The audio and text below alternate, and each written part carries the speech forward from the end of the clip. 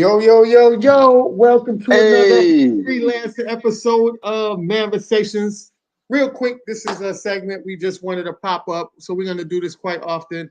If it's a hot topic, we'll just crank up. So that's why it's very important for you guys to like, follow, share, subscribe, because you'll never know when we'll pop off and start talking about a hot topic right then and there. All right. So make sure y'all do that. All right. So tonight's segment, as you guys can read, is Kendrick versus Drake. And we're going to yeah. get into the video. We're going to get into Kendrick's song that really demolished Drake real quick. Not Like Us. It's been popping. They've been playing it in the clubs.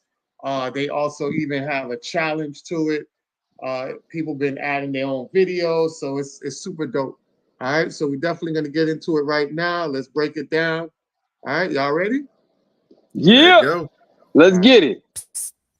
I see dead people.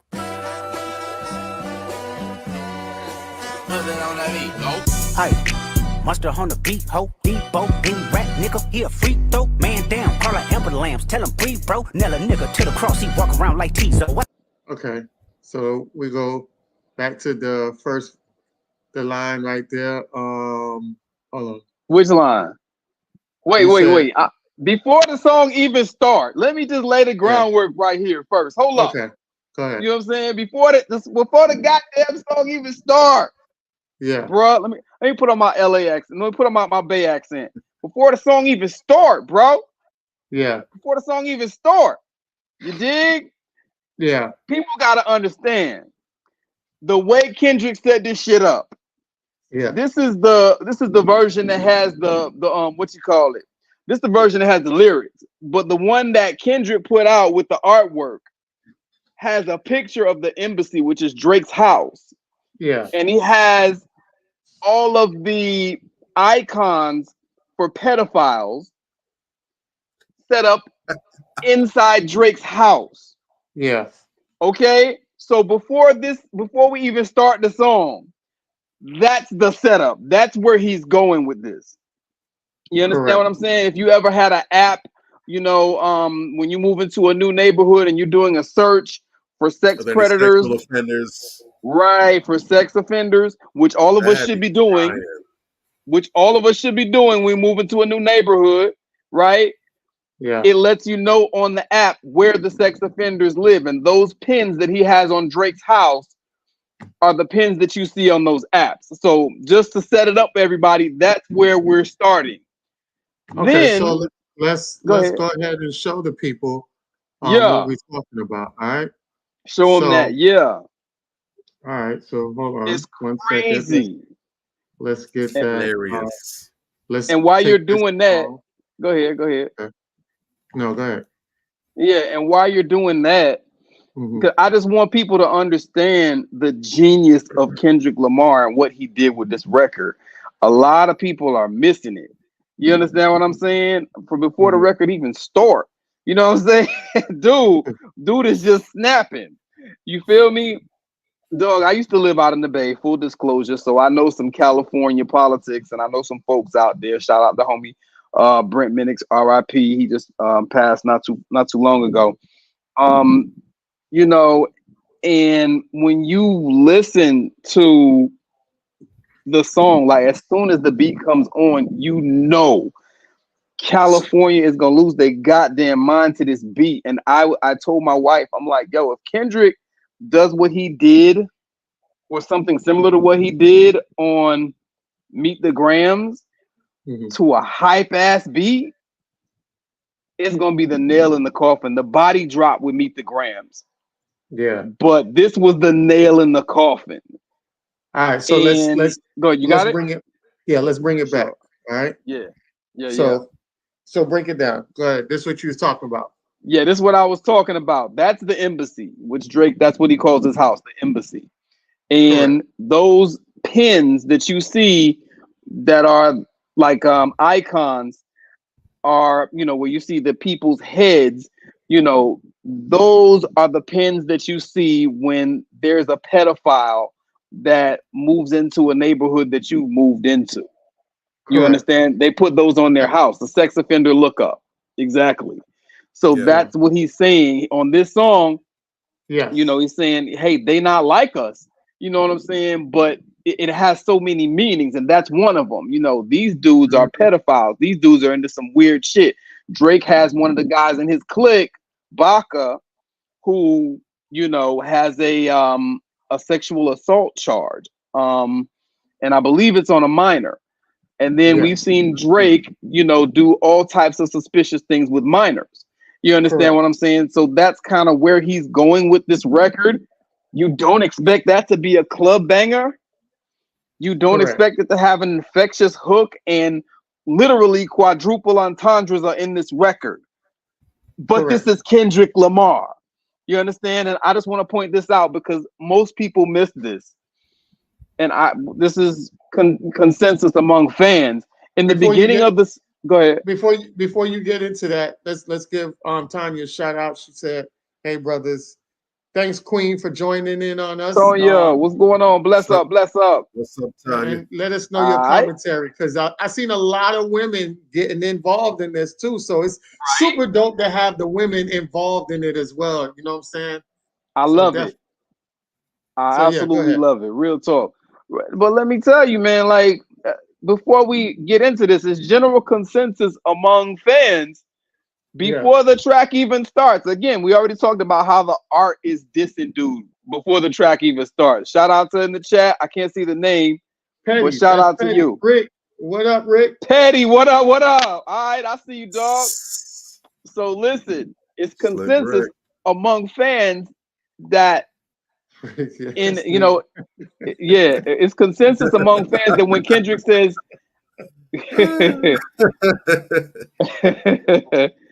it's consensus among fans that when Kendrick says, "I see dead people." Yeah. Do y'all know what he's talking about? Yeah. To me, this is what like I say, a lot of people, okay. What do you think? When we talk about Kendrick Lamar, people don't understand there's a lot of layers, but what Kendrick knows, he's inside the industry, he knows a lot.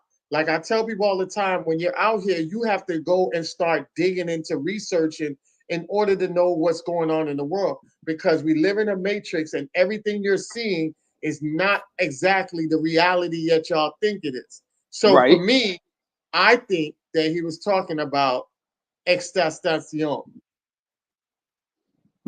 Interesting. Okay. I didn't quite get that, but all right. When you say you see dead people, what do you mean? Because I mean it's different levels to it. Because a lot of people don't know that extentacion, before he got killed, him and Drake was beefing. And it was reported that extentacion was talking about God's plan. That's his idea. That was his album. God's plan that he was coming out with. And I heard that Drake jacked it from him, put a hit out on him, and he was talking about it. He was telling his mom and everybody. There's an interview with his mom, and he says, you know, he went and bought her a white candle. She's like, "What's this for?" He was like, "Yo, I'm gonna die. So just have this in preparation." He already knew what was going on. You know what I'm saying? And so everybody that knows about that, and Kendrick brought that up a lot, because a lot of people that were breaking it down was talking about the XX thing, because guess what? Drake had got pulled into court over the lyrics, and in his lyrics, he basically said Extentacion's name in it. Well, he says 10, 10, 10. And you already know Roman numerals is XXX. So they linked them to the lyrics and dragged them in court about it. But the way they put it is they put it as Drake as a witness. You know what I'm saying? And that's why I say a lot of people don't understand the powers that Drake have, because Drake is not your ordinary dude. He's an industry plant. And there's a reason why Drake has the money. That's why Rick Ross cannot get in the convo about money when it comes to Drake, because Drake is with the elites. They can give him access to money. They can run his streams up and give him extra money. You know what I'm saying? At the same time they do it, like Neely Fuller says, they break their tools. Or was that Professor Truth that say they break their tools, right? Yeah, Professor Black Truth says that. Oh, Professor Black Truth said that, right? They break their tools after they use it.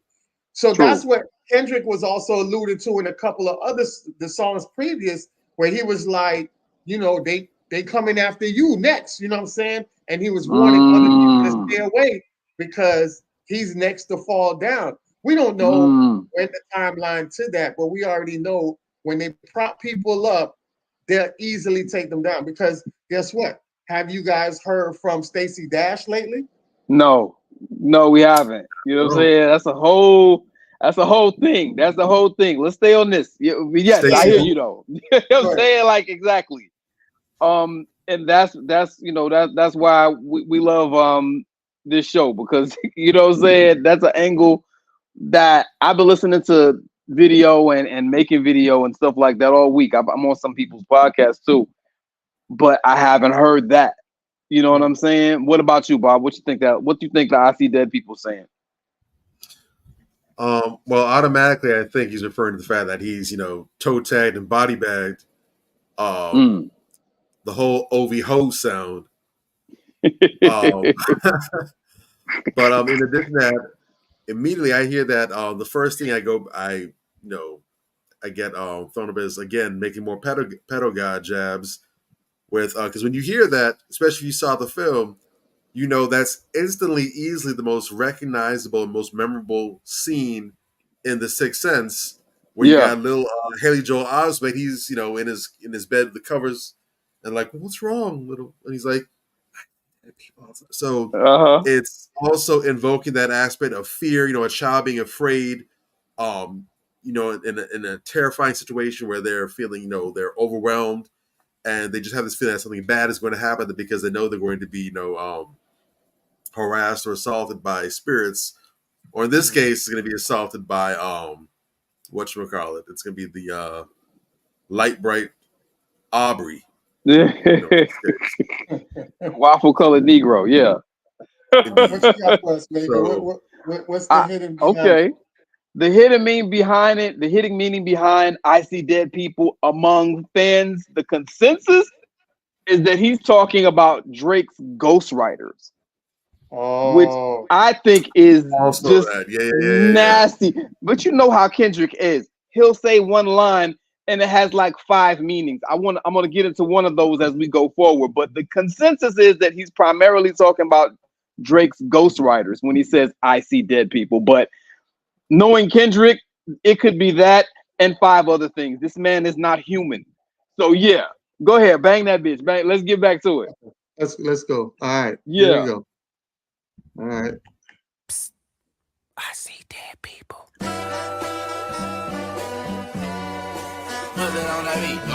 Aye, monster on the beat, ho, Debo, any rap nigga, he a freak throw, man down, call her Amber Lambs, tell him breathe, bro, nail a nigga to the cross, he walk around like.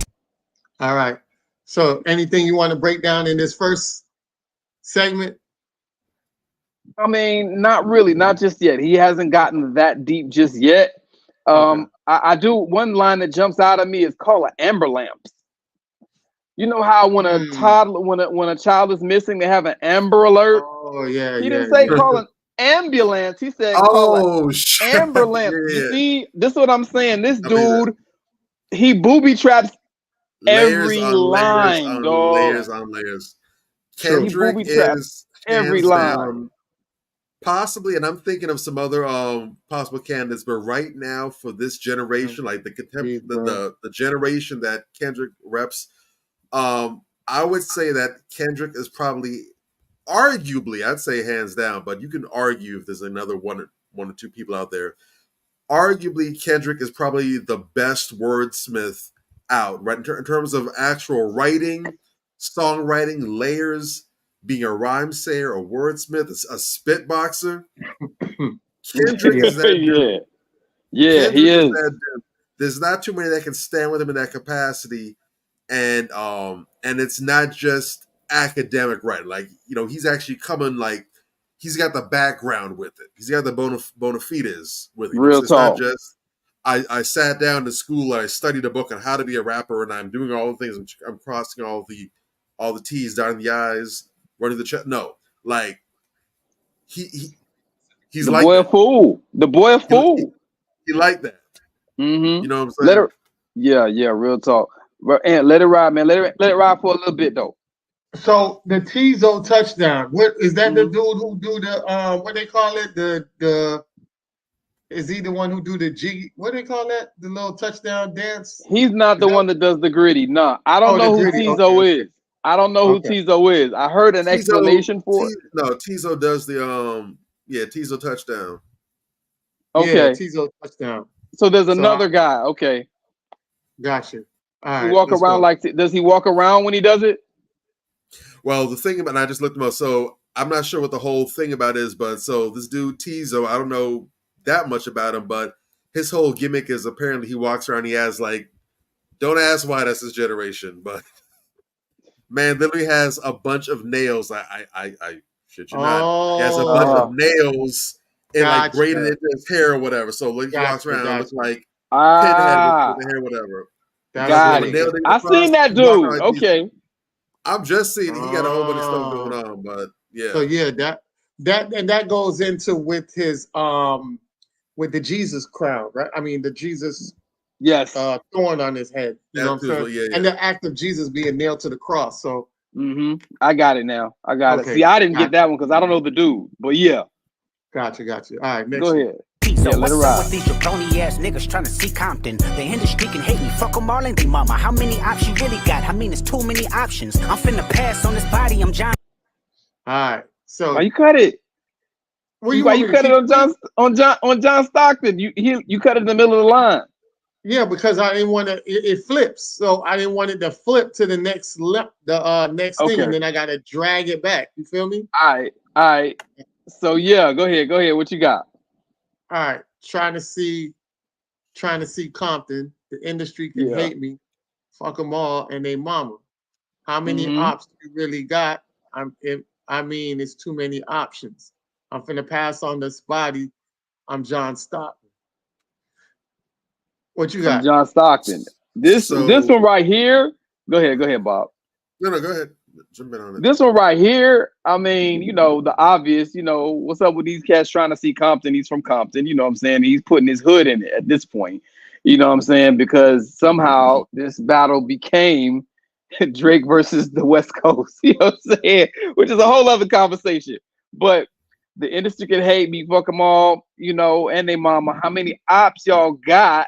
I mean, it's too many options. You know what I'm saying? And that's real because Drake obviously has a leak in his camp. You know what I'm saying? He says that the allegations about the baby are false, but everything else is true from what I can see. You know what I'm saying? So he definitely has a mole in his camp.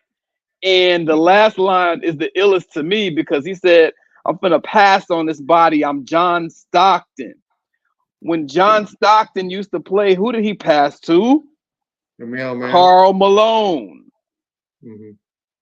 Karl Malone, if you remember, had a baby from a 13-year-old. And he tried to deny the shit. So I'm gonna pass on this body. I'm John Stockton. So that's what he's referencing there. It's nasty, dude. Yeah.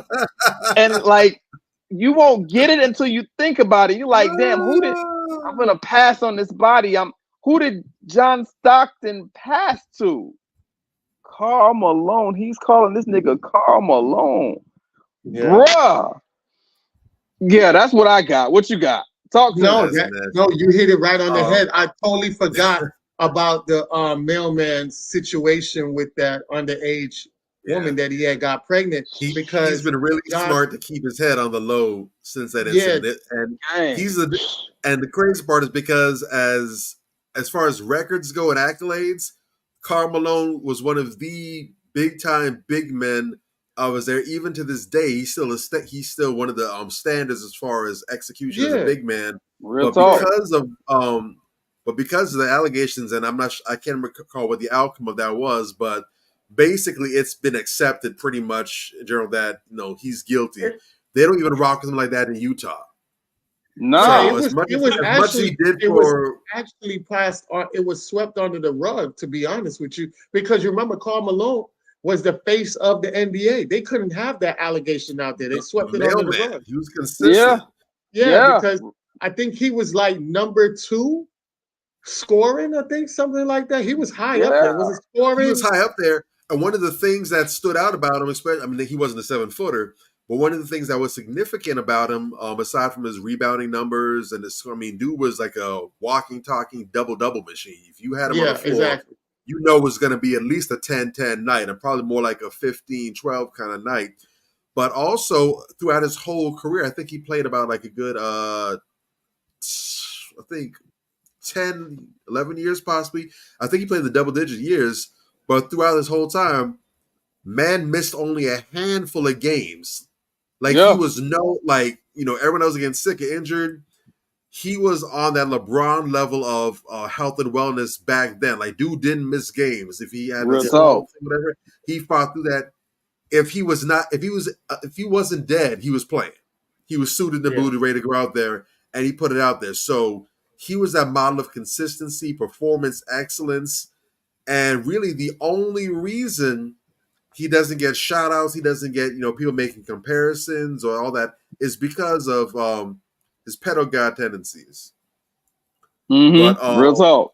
And as far as it's how many options you really got? I mean, it's too many options. Definitely pointing to the leaks in his camp, but not just that, but it's easy to forget because, typically Drake stuff doesn't last or linger that much. I mean, it's really only Pusha and really Kendrick that really stood out. But over the over the dozen years that Drake has been busy in the industry, Drake has butted heads with a lot of cats. He had issues with Common because the whole issue with him and Serena, whatever. That was a little short beef that they had going on for a little bit of time. Right. He locked horns briefly with Chance the Rapper. Really? I ain't know that. Yeah. Where was I? But I'm telling you, he gets busy. Drake is, but it's everybody he's been in contact with in the industry. He dissed him on draft day. There's a track called Draft Day that's on. He took a pot shot at Chance the Rapper that time. Wow. Over his girl or what? It's always over a girl, dog. Every last one of his beats is pretty much over a girl. To 9 times out of 10, it's something female related. Because remember, he also had beef with Buddy that he flew the man girl up there. The man said something about him on his comment section. He went in, followed his girl, and then took the man girl up. You remember that? Disgusting. And his girl is a piece of shit for the that. Man marriage or something. I think he got Ludacris too. Really? I remember that. I remember his girl is a piece of shit, by the way, too. Who does that? Yeah.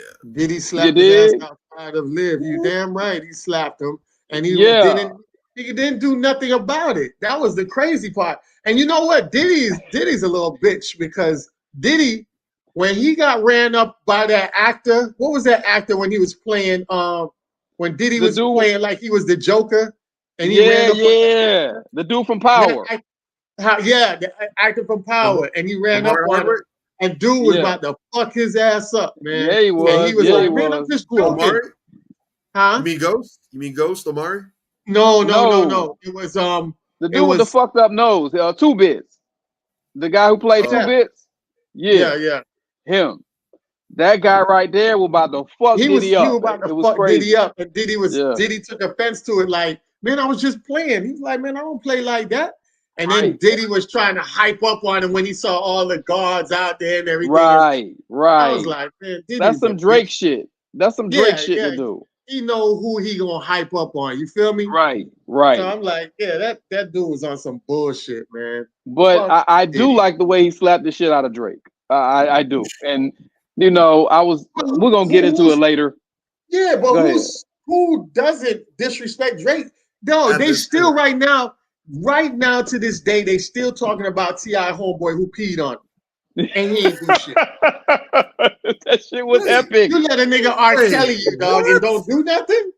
Wait, you didn't hear about that, Bobby? What the fuck you mean? Man, that's been old news, bro. That man ain't do nothing, man. There was a hashtag, who peed on Drake? Nigga, there was a... dog. That shit was a movement, nigga. Yes. Okay, go ahead. Let it bang out. Let it bang. Let it go. All right. Let it bang. Stockton. Beat your ass and hide the Bible if God watching. Sometimes you gotta pop out and show niggas. Certified boogie man, I'm the one that up to score with him. Walking down whole time, I know he got some hoe on him. Pole on him, extort shit, bully the flow on him. Say Drake, I hear you like I'm young. You better not ever go to cell block 1. To any bitch that talk to him and they in love, just make sure you hide your little sister from him. Oh, Right. stop! Stop! Shots Came fired! down with the yapper. Shots fired! And now they Lord. busting out the roof. Okay. And All they right. busting out the roof. Do. My Okay. God. Let's go. Go ahead, and what you got, man? No, I just wanted to What up, point out J-Rock? that I think the hardest line in there is you better not ever go to cell block 1 Yes. because everybody knows like jail is crazy. Like niggas know you're in there for all type of shit. But Mhm. one thing you don't want to go to jail about is fucking with them kids, man. Them people don't fuck off about them kids, bruh. They don't. They don't fuck off about their Man, kids, man. They will kill you, shank you about them kids, man. real If you talk. coming in on, They on got that oh, code of conduct of It whatever is. you in there for. You As go they that touch is should. with, true. you go rock, you messing with the elderly and them kids. Yeah, The they don't rap. fuck with the kids, bro. Somebody The gonna rap come for see your about ass. you, and You're they gonna gonna have become a some human toilet. Yeah. And Yeah. and the toilet and pay COs, cushion. the COs call they'll turn a blind eye to it. You know, the COs Easy. are help. The COs are the ones that set that shit up. To be honest, they find Yeah. out you. Yeah, they pay them dudes extra. Be And like, that's hey man, I and need you that's to handle something. universal too. That's not just up here thing. I think it was Brazil. There was a case where a child was raped and killed by this one dude. Literally, the whole damn prison took turns run on this dude. They leaves open. That dude had to get snatched to the infirmary. They had to do surgery and stitch him back up. Them dudes were able to get in the operating room again, tore them stitches up and ripped his ass up again. Like they don't play that. Damn. Yeah, Jesus, It's bruh. That universal. shit crazy. Nobody anywhere. Nobody respects the kitty touches. That's Real talk. that's a shortcut to go ahead and get yourself taken on the wild side. Real so talk. what You know y'all what I'm got saying? for this? What y'all pulling for this? As they should. As it should, by Go the way. ahead. Yeah, agree. What you got, Bobby? Because you know, I got a few things. You know what I'm saying? But I'm gonna just put it out there, man. That line, beat your ass and hide the Bible while God watching, and hide the Bible if God watching. Beat your ass and hide the Bible if God watching. I'm using that shit. Yeah, I'm just saying, bro. That shit right there. Oh my sweet baby Jesus. That's my line right there. That shit hard. Lord, you don't need to say this. No, I'm just saying, bro. Like that shit was hard as hell. And then the last line, I don't know if y'all caught it. If you would have dude and you fall in love with him, just make sure you don't introduce. How that shit go? You fall in. Any bitch that talk to him and they fall in love, just make sure you hide your little sister from him. You know he's dating Lotto's sister right now, right? Yeah. I'm just saying, and that's been why they calling him out. You know what I'm saying? Like, how old is Lotto's sister? That's the question. She's 21. She's 21. Okay. She's 21 and he's 37. But Yeah. now And he has a pattern of this.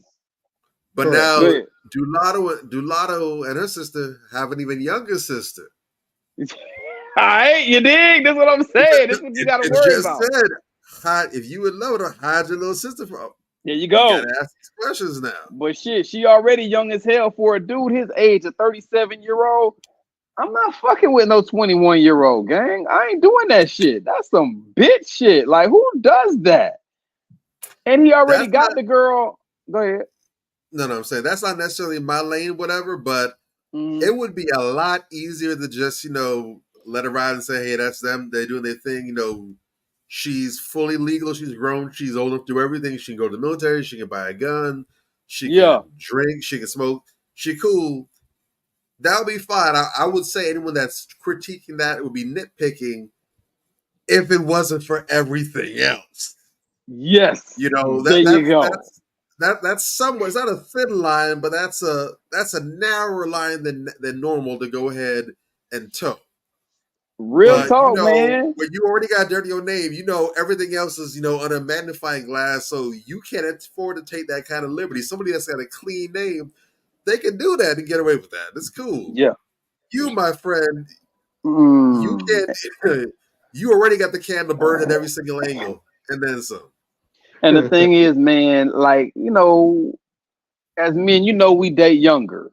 Cool. You know what I'm saying? I'm for that shit. You know what I'm saying? But like, for me anyway, once you get to a certain age, you should have like thresholds, man. Like, if you're over 35, I don't think you should be dating a woman under 25. You know what I'm saying? Like, thresholds like that. Like, go ahead. I can't date nobody that's my sister's age or even my stepchildren in the past age. Like, real talk. What the fuck we doing? I have a stepdaughter that's 25 right now. I can't. Yeah. I feel like I'm dating one of her friends if I date a 25-year-old, dude. That's crazy, bro. That's not my thing. Where's the line in the sand? Because one of the things that I think adults, period, but especially men, I always feel that for everything. Again, boundaries, contrary to how it may sound, boundaries are freedom. When you know where the lines are, when you know where not to cross, when you know, I like that. When you know how the backyard is fenced in. Yeah. Right? I like that. Yeah. You can go, exactly how to manage it. You can run full blast in one direction. You know where to stop. You know where everything is because you know where the boundaries are. It's when there's no boundaries that you got to watch your step. Is it okay to be here? So it's cool. I'm concerned for any man that in any area does not have a boundary. There's no line in the sand for him. There's no line that you're not willing to cross. So, again, you 21 dating a 21-year-old, that's fine. You 28 years old, cool. 35, 40, 50, 60. At what point do you say, this is too young for me? We gotta talk about that. That's a good point, though, brother. That's a very good point. Boundaries is symbolize a bit of structure. You know what I'm saying? When you have boundaries, it gives you structure. You understand, like, hey, I'm in these walls, these confinements. I'm cool with that. That's how I'm gonna operate. That's how I maneuver. You know what I'm saying? But if anybody goes outside of that and doesn't have any boundaries, they're just reckless with it. You know what I'm saying? Real talk. Absolutely. All right. So go ahead, bring it out. Yeah. In love, just make sure you hide your little sister from him. They tell me Chubb's the only one that get your hand-me-downs and party at the party playing with his nose now. And Baca got a weird case. Why is he around? Certified lover boy, certified pedophile. Ass on his body, I'm John Stockton. Oh damn, hold on, my bad. Your hand-me-downs and party at the party playing with his nose.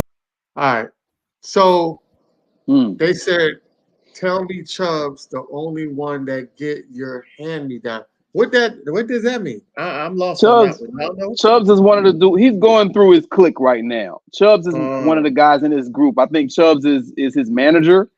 OVO yeah, he's OVO management, right? Or something like that. And like after Drake get done with the bitch, then he passed him to Chubbs. He's already saying that Drake fuck with underage chicks. So that means that Chubbs is implicated now because he gets Drake's hand-me-downs. You dig?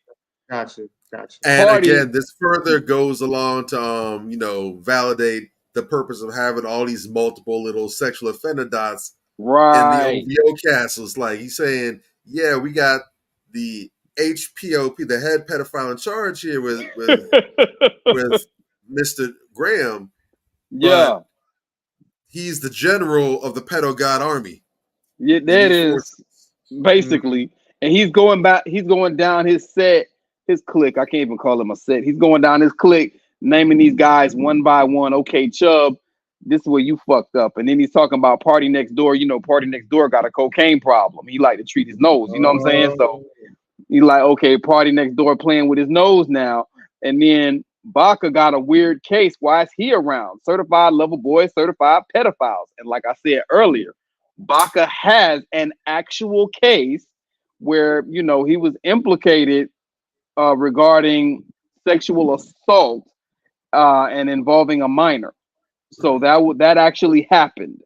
Exactly how it was resolved or whatever the case, I don't have the details on that, but it was a lot of noise about that. And this is like Drake's. Yeah. You know how Nas got Jungle, Drake got Baca. You know what I'm saying? Like it's that kind of shit.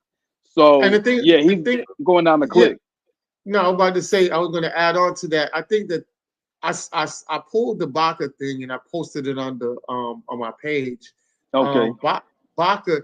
What's crazy about that is that when Drake made the Heart, the last one he made, the Heart diss to Kendrick. In it, he said about Kendrick beating on his wife. Right. I think that's what he. The crazy part about it is Baca got sentenced for beating on a 22-year-old Canadian woman. So he got the irony. He got pled guilty to it. So I think I forgot what it said, how much time he served. But yeah, he had definitely had got charged with it on a. So damn, he got that charge too. Damn. Yeah, he got that charge as well. This nigga's a menace to society. Shit. If you guys can take over, and I'll try to bring it up on the screen. What's that about? What's that saying about the splinter in that person's eye, but you got the big old beam in yours? Yeah, it's that kind of shit. I mean, these people really be having a lot of heart, man, out here talking crazy. You know what I'm saying? When they got all this shit right there in their own damn backyard. You know what I'm saying? Like, bruh, this shit is crazy. This is why this song killed Drake. You know what I'm saying? Because number 1, 2, and 3, that beat bouncing, that bitch. As soon as the beat came on, I'm like, oh shit, this nigga got to hit. This nigga got to hit the beat alone. You know what I'm saying? And I heard the way he flowed on this bitch. Gee whiz. All right. Can you pull the screen down a little bit, Ant? Because the top of the screen is looking like it's cutting off the words. What is? Hold on. Let me see if I can. Hold on. Is that the same thing you're saying, Bobby, or is it just me? Yeah, I see what you're saying. Hold on. Let me see if I. Hold on. I think I still might have the thing up. Hold on. No, I don't think I have it up. No, I don't. I can't bring down the screen. Okay. Let me bring it down. All right, let's let it ride. All right. Let's go. Now, and Baca got a weird case. Why is he around? Certified lover boys, certified pedophiles. Wop. That fuck 'em up. Wop. I'ma do my stuff. Why you trolling like a bitch? Ain't you tired? Trying to strike a chord, and it's probably A minor.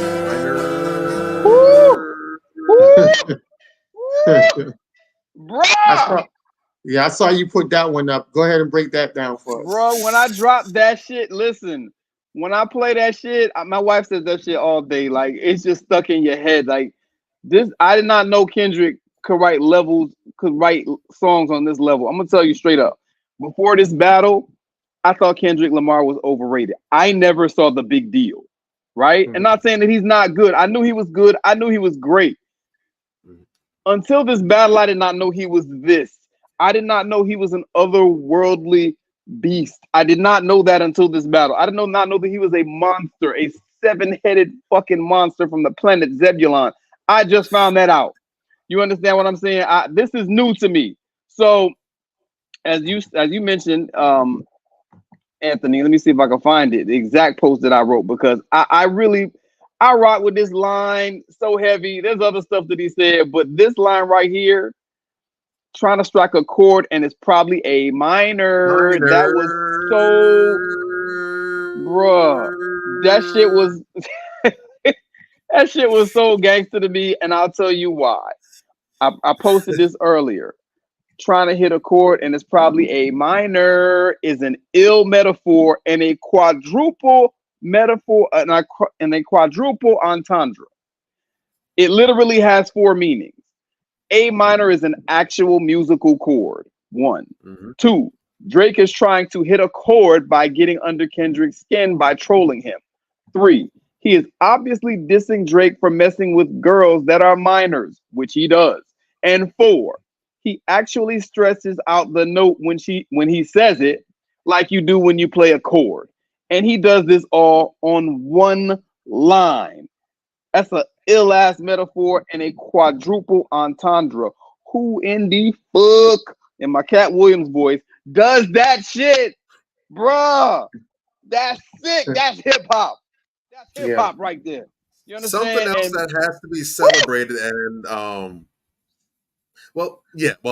say it now, and I'll just reemphasize it at the end. But yeah, something to bear in mind that just about all action, or pretty much all the responses that K. Dot has made, have had this level of depth and complexity to it, and everything from the imagery to the wordplay, the writing, the significance, and everything. I just want everyone to pause and reflect, because one song like this, yeah, is a huge accomplishment. This is definitely a feather in your cap. yeah. This man has cranked out several joints like this, and this has all happened only over the span of about a week. Real talk, bruh. Every Some line is booby artists will trap. go their whole career hoping to get one, maybe two songs like this in the span of a career. That's real talk, gang. That's real talk. Kung Fu Kenny out here flashing a black belt, he cracking them out in a week. Yeah, he's annihilated this dude, man. This is why people, they've been getting on me all week, because I just keep it a buck. You know what I'm saying? If you talking shit about this, it's one thing if you say, oh, you think Drake won. I still don't understand that, but I can actually respect it. But if you out here talking about it's whack, nigga, you don't know motherfucking hip hop. That's all I'm gonna say. And I'm trying to cut down on my cursing, but bruh, I gotta say it for this. You don't know shit about hip hop. If you say this is whack, artistry. kill I would yourself. definitely say this is a class, and I think part of the reason why this has been so polarizing isn't just that you have two very popular figures in the industry right now, but what we're really seeing, and this is why it's really generating so much feedback and response, because even if you look at some of the conflict that Drake has had to a large extent with the artists that has been with, this has really been a battle of hip hop versus rap. There you go. That's what this has really been about. You have the hip hop, you have the artistry, the wordsmithing, the craftsmanship of Kendrick versus the bubblegum popping aspect of Drake. I mean, if you saw Brown Sugar, this is I can't remember the man's character's name. I think Darren, whoever Tay Diggs was. This is Tay Diggs coming face to face with Ren and 10, the hip hop Dalmatians. It's like it's a culture battle right now. It and is. So you have a lot of people that are caught up in the pop mainstream aspects that Drake represents versus the hip hop artistry and the elements of the art and the culture with Kendrick. And we haven't really seen a conflict like this, because back in the days you had a whole bunch of this was a fixture of hip hop and rap and deciding the direction that the genre was going to go. And if you remember back then, you had the Backpackers, which were considered to be, the real underground hip hop artists, the ones that they shunned the radio play, they shunned being mainstream. Man. That was considered the L. If you were even considered mainstream, you took an L, you lost credibility in the community. Like, you're not really about this art, this craft. You just trying to get fame and money, whatever. Meanwhile, you had the mainstream artists. They would shit on that on the Backpackers, and I think you even had artists getting kind of so. Not really. To be honest, I haven't even heard the term backpacker mentioned in a hot minute. Yeah, I remember one of the biggest conflicts was there's a lot of conflict when I think it was Nas dropped Stillmatic. Yeah. Because at that time, Nas was considered as big as he is, and Nas has always been my GOAT, always has been. But Nas was considered a fence straddler, because when you look at his artistry, he was always considered a rapper's rapper back then. But when he started blowing up and getting that radio play, a lot of people were saying that he changed and flip-flopped and, he turned his back on them. And there's a huge conflict back when I think he dropped Stillmatic, because De La Soul dropped one of their albums. I think it was 3 Feet High and Rising. I can't recall. Nah, I think it was De La Soul is Dead. I think it was De La Soul is Dead dropped at that time. Yeah, that's the one. And so it was a huge polarizing thing where if you were really about hip-hop, you had to go and buy De La Soul and support De La Soul. You want De La Soul selling. But if you was really about mainstream pop, whatever, you are on Nas, and Nas is like, I'm not in either world. I'm just doing my thing or whatever. So this is going back to that kind of era, and that's why this is so amazing, because we haven't seen this in a long time. Yeah. You know, so this is major. This is a major moment in I'm a disregard that slander. Much respect, Infamous. I'm disregard that slander. I'm a disregard that. But you Oh know, my again, God, dude, who said that shit? I Nas is respect the overrated. opinion, but I'm gonna ignore it for my own mental health Shout and out to the well-being. infamous. Shout out to the infamous. We had a slight disagreement. We had this conversation earlier, actually. Shout out to the homie J Rock. We had this not about Nas, but he was saying it's hip hop versus pop as opposed to hip hop versus rap. I disagree. I think it's hip hop versus rap because unfortunately, rap has become the pop version of hip hop. That's the problem. You know what I'm saying? It's very unfortunate, but rap has become the pop version of hip hop. You know, it's just there's no culture to it. There's no culture to it. Yeah, because rapping is an element of hip hop. It's one of the 4 elements.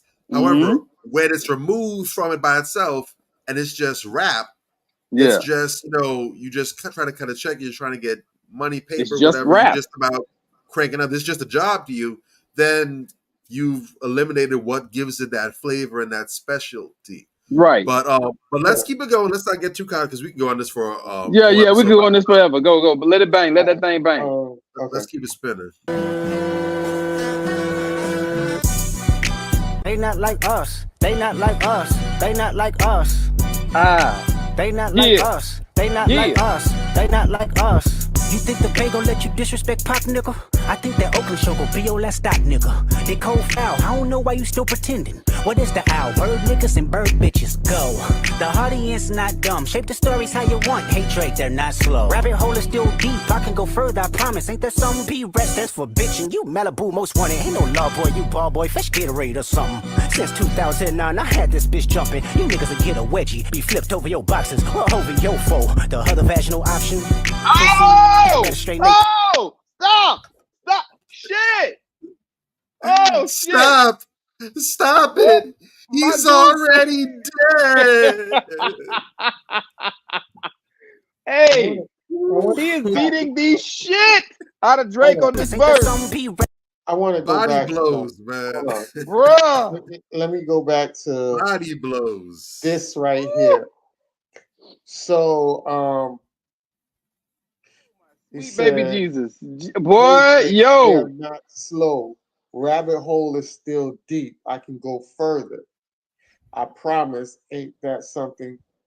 B-Rad stands for bitch, and you Malibu's most wanted. Did you see that movie, Malibu's most wanted? That was, yes. Holy shit! So it fits him perfect. It fits him perfectly. He's calling this dude B-Rad. Yeah, from Malibu's most wanted. Faking the funk. You know what I'm saying? He's a fucking fraud. Yeah. And then on top of that, don't forget, because if you saw Malibu was wanted, remember, B-Rad or Bradley, he was a white boy. He was a white boy. And we know that from the beginning, from the second disc, the first actual disc song, K-Drop Solo, you know, he highlights the fact that, you know, Drake plays on his blackness for cool points. And we know Ross went in and just flat out called him straight up white boy. So again, this is tossing money on that. And BBL Drizzy, yes. Don't forget BBL Drizzy, but go ahead, yeah. The rabbit hole. I think people overlook the rabbit hole and how actually that word is so big. That compound word is so big, because when we talk about the rabbit hole, everything Kendrick has exposed from Euphoria to this Not Like Us, he's been going down the rabbit hole and he's been exposing. Like, people don't understand, like, Kendrick Lamar is in trouble. I'm gonna just put it out there. You mean Drake is in trouble? No. Kendrick Lamar is in trouble. I'm not talking about the beef battle. Okay. I'm talking about outside the beef battle. Kendrick Lamar is in trouble because there's an unwritten code that you're not supposed to talk about in the industry. Remember, everybody in the industry will tell you it's some weird shit. That's the most you'll get from a lot of. It's some weird shit that I don't fuck with, but they won't go into details about it. And Kendrick, if you listen to what was the one? 616 LA. 616 in LA. Yeah, LA, 616 in the LA. timestamp joint, yeah. Yes, if you go and listen to it, part of that he says, I'm gonna put my son to sleep, and then I'm gonna elevate to a next level plateau. Just pray for me. You know what I'm saying? And what he was saying basically is that I'm gonna make sure my family is good, but I'm gonna go to war. It was on some Dr. King shit. Like, you know, Dr. King came through, and when they were telling Dr. King, like, hey man, you keep moving your ass, marching your ass up to Washington, they gonna kill your ass. And Dr. King said, listen, when Dr. King got on that pavilion, and he said, look, I know I ain't gonna be to the promised land with y'all. Right. Make sure that I do what I gotta do so y'all can make it to the promised land. Real talk. He knew that he was pushing the envelope to a point where he might not come back.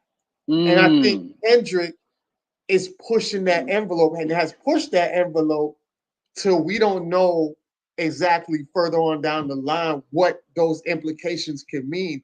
But he said it in his verses before that I'm ready for that. Like I'm you took it there. I'm gonna go all the way, even if it costs me. Remember, he said the line was like, "This might, even though it might cost me, it might cost him financially, it might cost him his life. No doubt. But that's what a nigga like that's gonna do because, like Nipsey, these guys they've been through the trenches. They done seen the worst of the worst, so there's no fear in them. The only thing that they really care about is their family. We've seen that with Nipsey, and we see that with Kendrick. You know what I'm saying? The family is what he really structured on. And I think that's where Kendrick, I mean, that's where Drake tries to come in with and question his child being the seed of his GM, his manager or something like that. Yeah. So real talk. That's where he tried to play on his psyche, because that's the only thing that can really mess with the mindset of Kendrick is playing with his family. But that was the same thing that Drake did was the same shit that ignite this goddamn spiraling catastrophe that Drake got entangled with, thinking that he could have bullied this guy like he do other people. And Kendrick took off and was like, all right. And when he came back, hit after hit after hit after hit, and it just pounded him straight into the ground and just threw some roses on him. Yeah. No doubt. No doubt. No. You spot on, gangster. Like this shit is special, right? This song is special, dog. My dog said you Malibu's most wanted. B Red stands for bitch, and you Malibu's most wanted. Yo, go to the next page. Stands for bitch, and you Malibu most wanted. Ain't no law boy, you ball boy, fresh Gatorade or something. Since 2009, I had this bitch jumping. You niggas will get a wedgie, be flipped over your boxes or over your foe. The other vaginal option. Hold up, that shit right there. He taking your pride, What's he always talk about? OVO, October's very own. He is always talking about that shit. That's his clique. That's his brand. He just pull his pants down and shit all over that shit. The other vaginal option, bruh. Who thinks of this shit? Yo, in the beginning, you see how he's telling them, you a water boy, go fetch a Gatorade or something. You know how he's always at the Raptors games acting like, he's the fucking GM or some shit like this. You don't fucking play for the team. You don't have nothing to do with the team, but you always out there like a goddamn groupie. So he's calling him out on that. You know what I'm saying? Yeah. I mean, he lit this nigga up. He really did on this joint. That's what I got from that. You know what I'm saying? And he rocking this beat. He riding this beat. He's surfing this fucking beat. So anybody got anything else? Bobby, you got something? Good. The only thing I got is a box of tissues, some rose to toss in the casket, and some kind words, and a sympathetic shoulder cry on. That's it. I got nothing. Real talk. Kind words. You better straighten they posture. Got famous all up in contact. Might write this with a doctor. Tell a pop star quit hiding. Fuck a caption, won't action. No accident. I'm hands on. He fuck around, get polished. Fucked on Wayne Grow. He was in jail. That's conniving. Then get his face tatted like a bitch apologizing. I'm glad D Rose came home. Y'all didn't deserve him neither. Wow, Woo! that's Woo! that right there just showed you some slimeball character. Hold on, let me go Straight back late to posture, that. got famous all up in content. Might write this for the Hold on. doctor. Tell a pop star quit hiding. Fuck a caption, won't action, no accident. I'm hands on. He fuck around, get polished. Fuck don't. All right. Yeah, You see the that. line in there where he's talking about? Go back to the page before. This dude Which is one? nasty. The page before Uh-huh. where he's Hold on. talking about hands on. He's talking about. Pussy, nigga better straighten they posture. Got famous all up in content. Might write this for the doctor. This one? Yeah, right here. Tell a Mhm. pop star quit hiding. Fuck an option. Want action. No accident. And I'm hands on. Fuck around. Get polished. Yeah, this nigga say he's hands on, but he's also talking about you fuck around, you get polished. You get polished by me. You know what I'm saying? You get whacked. But at the same time, look at Drake when he's hands on, and this nigga always got on nail polish. This nigga is tricky with the words. You see how Drake polishes his nails all the time now. You know what I'm saying? Hey. So that's that Yep. double speak again. Like, you know what I'm saying? This shit is Right. ill, dog. Like, oh my sweet baby Jesus. And then when you go Now- to the next, go ahead. And then not only that, but again, another layer. Keep in mind, another running theme of this whole feud is the fact that Drake don't write his own raps. Yes. He don't write his own bars. It's a whole cabal sitting in the closet, all penitent and passed out then to get stamp approval. Meanwhile, it's K-Dot. It's the K-Dot show, starring K-Dot, co-starring Kung Fu Kenny. Right. It's just himself, and like you said, ain't no big three. It's just big me. Real talk. It's And just big that's- me versus the Drake the Drake Corporation, the board of Real talk. directors. Oh, I don't think people. I just peep that shit. Like I say, one thing about Kendrick stuff, when you sit back and you guys go through it and you like really dig into it, every time you listen to it or you look at the lyrics, You get something else. you catch something. I didn't even catch that. I might write this for a doctorate. For the doctorate. Like, if you're doing a dissertation, you know you have to do a dissertation for a doctorate. And the dissertation can be 100 to 300 pages. Like, it's extensive research on a specific subject. Like, that shit is crazy because he's telling you about his pedophile ways and his pedophile family and the deep rabbit hole behind the pedophilia and the connections of it. And this man's been doing that for the last, 4 records? So basically, he said he just wrote a dissertation for his doctorate. I could make this into a doctorate. That's crazy. That's you know what sick. I'm saying? That's just stupid. Crazy. This nigga's a problem, dude. He's not a human being. He's just not. These lyrics are, and this is let's make sure we bring this all back home. Niggas is crip walking to this shit. This is a club banger, and he dropping this type of knowledge on it. Get me fuck out of here. Not only that, but again, talking about might write this for the doctorate. Don't forget, Kung Fu Kenny.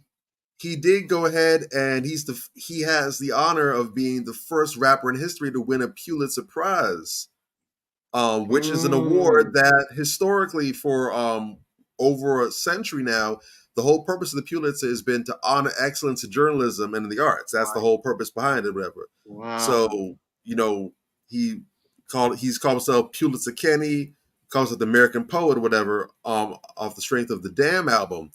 So this is also him saying that with what he's already accomplished so far, the way I'm going in on this man, this whole thing I'm exercising on him, I already got a Pulitzer.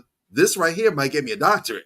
That's crazy. That's fucking wild, dude. This dude he's inhuman, dog. Go run it, Ant. This shit getting crazy.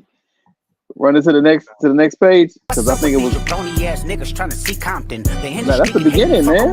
Mama, how many ops you really got? That's the beginning. Baka got a weird case. Why is he around? Certified lover boy, Keep going. pedophile. nigga.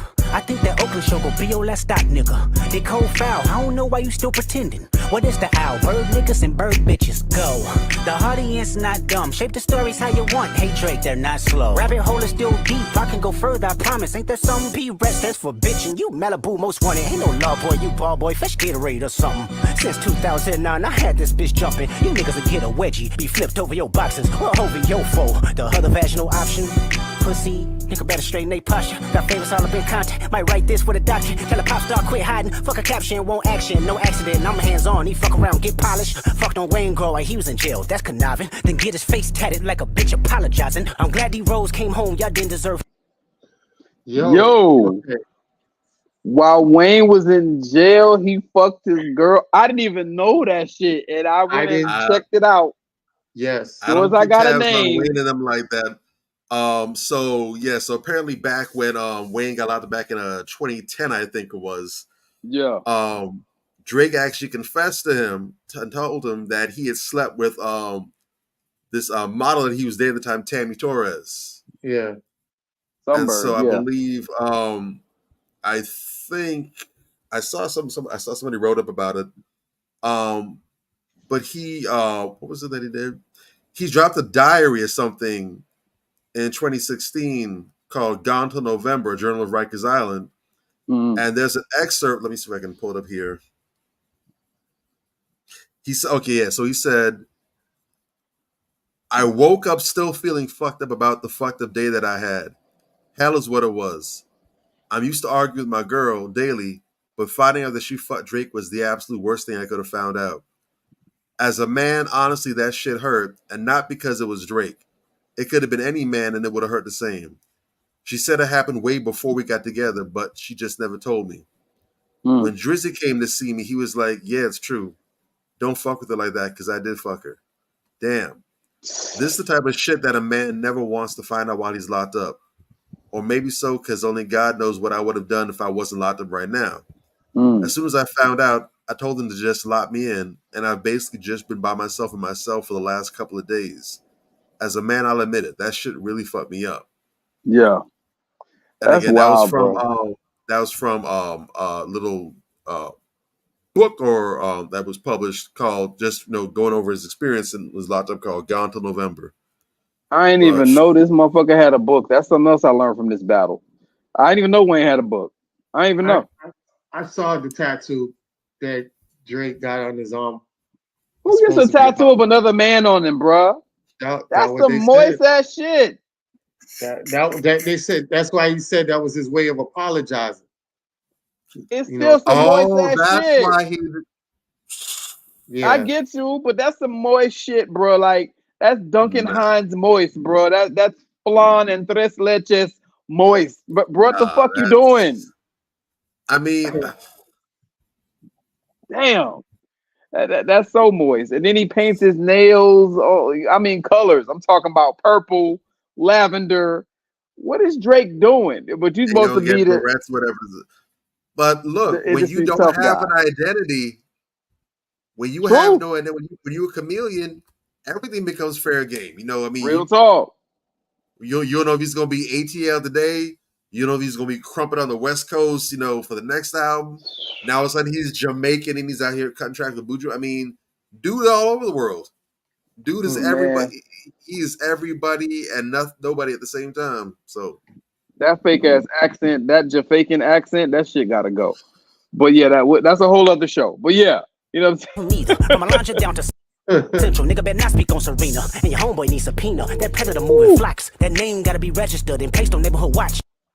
Hold on. Serena Williams, you know, she from Compton. And you know, he was talking shit. He was talking shit about her husband as a groupie or some shit like that. And he's telling them, you know, you better not speak on Serena. Like, he's throwing some shit in there because he spoke on Compton. This is what Drake fucked up. He don't even realize. When you brought Pac into the tailor-made freestyle, you fucked up. And then on the other song, which was actually a phenomenal record, let me make sure I let this be known because people have been talking about how I'm a Kendrick stan. I don't really even know Kendrick music that well. I'm really just learning Kendrick music because he really impressed me with this battle. But The other part where he fucked up when he said, "I got more fans in your city than you." Nigga, and we got J-Rock on here right now. You know what I'm saying? And J-Rock can tell you, California politics is different. LA politics is different from the Bay. You know what I'm saying? Like, California is like another country. I've lived there, so I know what I'm talking about. And if you don't live there, or if you don't really know, you don't understand. But if you know, you know. You don't want to go talking about a nigga city that's from a city and that's affiliated. You understand what I'm saying? And that knows people that know people. And bro, you just don't do that shit, because it turned real quick from Kendrick versus Drake to the West Coast versus Drake. You understand what I'm saying? Yeah. Like, that's where the shit went. He fucked up when he brought Pac. He mentioned Pac in the song. You think the West gonna let you disrespect Pac, nigga? Oh my God.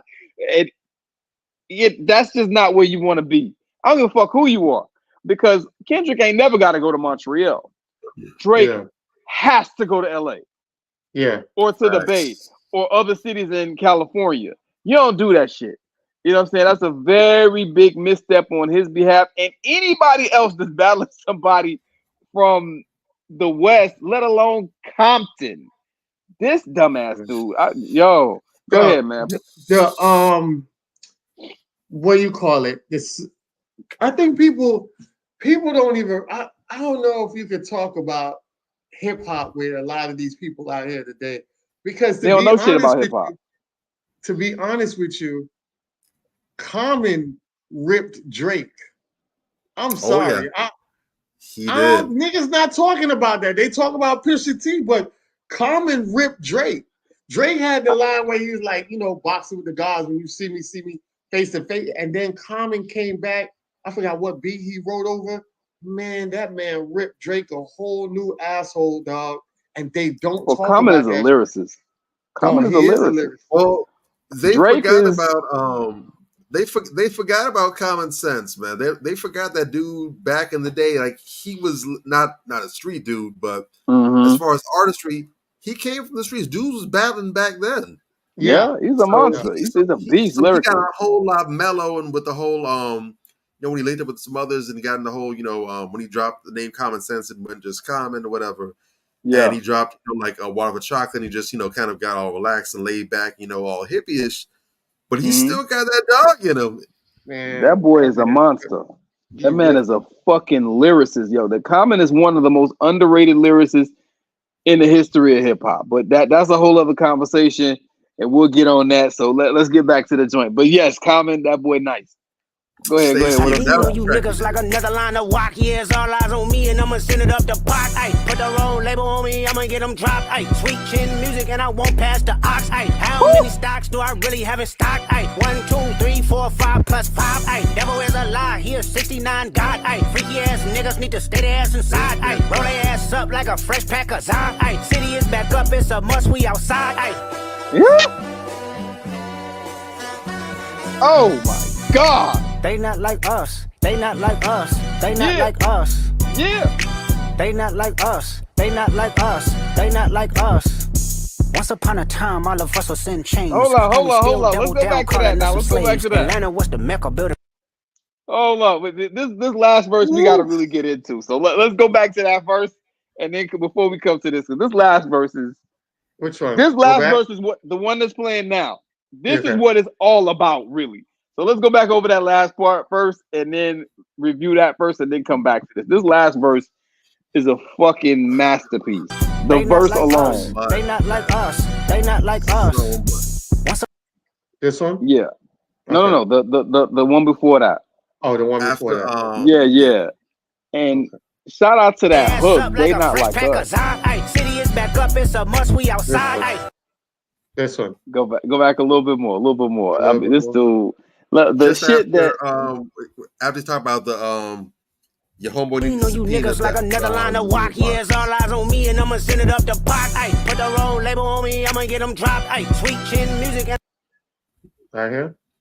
Yeah. You was in it. That was it. That first line I can't see. How many stocks stocks do I really have in stock? Ay, 1, 2, 3, 4, 5 plus 5. Ay, devil is a lie. He is 69 God. Ay, freaky ass niggas need to stay their ass inside. Ay, roll their ass up like a fresh pack of Zod. Ay, city is back up. It's a must. We outside. Ay. Woo! Woo! They not like us. They not like us. They not like us. They not like us. They not like us. They not like us. Once upon a time, all of us was in chains. Homie still double down, calling us some slaves. Atlanta was the mecca, building railroads and trains. Bear with me for a second, let me put y'all on game. The settlers was using town folk to make them richer. Fast forward 2024, you got the same agenda. Pause that. Wow. So Yeah. So I was trying to tell you pause after the second verse, and then we get into the third verse. But go ahead. Oh, right. Hold on. I won't pass the ox. right. How many stocks do I really have in stock? 1, 2, 3, 4, 5 plus 5. Devil is a lie. He is 69 God. Freaky ass niggas need to stay their ass inside. Roll their ass up like a fresh pack of Zod. City is back up. It's a must. We outside. Woo! Right there. all right, Oh my God. Oh yeah. First of all, that flow, my dude snapped on that flow. That flow was just nasty. Like, that's what I've been wanting Kendrick to do this whole time. I'm like, bruh, I can hear it. I know he got it. Yeah, you flow like that when you in your bag. Well, That's when you see that blood in the water. You're like, oh, it's on. It's a wrap. You can this tell. Is why, This is why I try to tell people all the time. Like, you know, I've been in the battle game. Like, I think I made a post. Back in the days, I was living up there with my dad in Maryland, and that's where I started. I learned how to rap up that way back in the 90s. And I was around some very talented dudes that taught me how to rap. Shout out to my boy Jammer One, who is an excellent producer. He's the one who taught me how to rap, and he was with his brother and some other guys that was part of a group called New Testament. And I really wish these guys would put out a documentary on New Testament, because New Testament is basically the Earl Manigault of rap groups. Like, honestly, and I'm not being biased, and I'm not trying to even say it because I know them. But if you would have had New Testament versus Wu-Tang, bar for bar, New Testament would wash them easy. Like that. I was about to say, I've heard it said in some, because I don't hear that the names get brought up that often, but I've heard it said about that same thing in some circles. And I'm talking about like real. I've heard it said. Now, I'm not going to pretend that I know their discography like that. I couldn't even name a song they did, but I do know about Jammer One. I know his production is A1.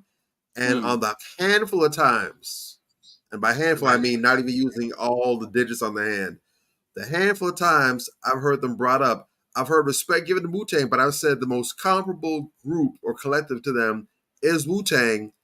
And if the two were to go, you know, head to head. You mean New Testament? Yeah, don't be surprised if the Wu takes the two. Damn, that's what I've heard. I gotta look these guys up. I gotta get back to Maryland, and I gotta get with them dudes and see if they got some archives or some stuff, man. There's a guy that also was, man, when I talk about, if you see my post, it talks about a guy that is a mix between J. Rue the Damager and Pharaoh Monch from OC. Mix them together. Jesus. Oh, that's terrifying. That's terrifying. I want you to. What? I just found out that he's on Spotify.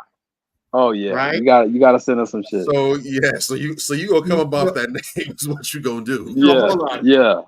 His name is Lab Tech One. Okay. Right? Lab Tech. Even the name raw. Okay.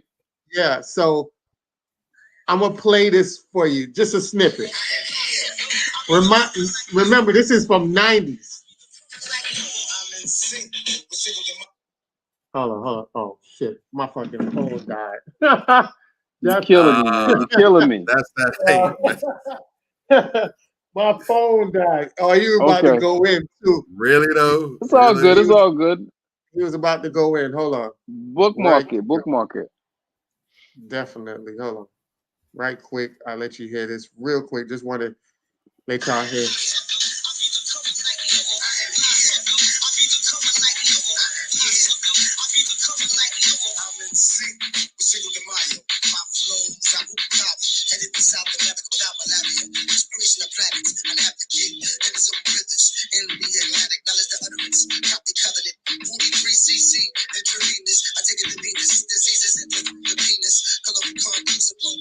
So you're talking about Yeah, yeah. 1994. He nasty. He nasty. He Dog, does when sound I like the third member of Organized Just Confusion or some shit. yes, Yeah, just off the dog, diction alone. man. When nasty. I tell you, like everywhere we would go, man, people would see this dude and be like, "Yo," and he would freestyle just as nice as he write, bro. Like That's you sick. give him anything, and that's why I say the lost element of hip hop really is gone, man, because all this ghostwriting and AI coming in is really going to It's shift bad. hip hop and into a lost era because now when you put AI in and then you have people that uses voices, Mm-hmm. it's like the authenticity of hip hop has vanished because remember Michael Jackson got killed for his catalog, right? Yeah. And then the family signed it over.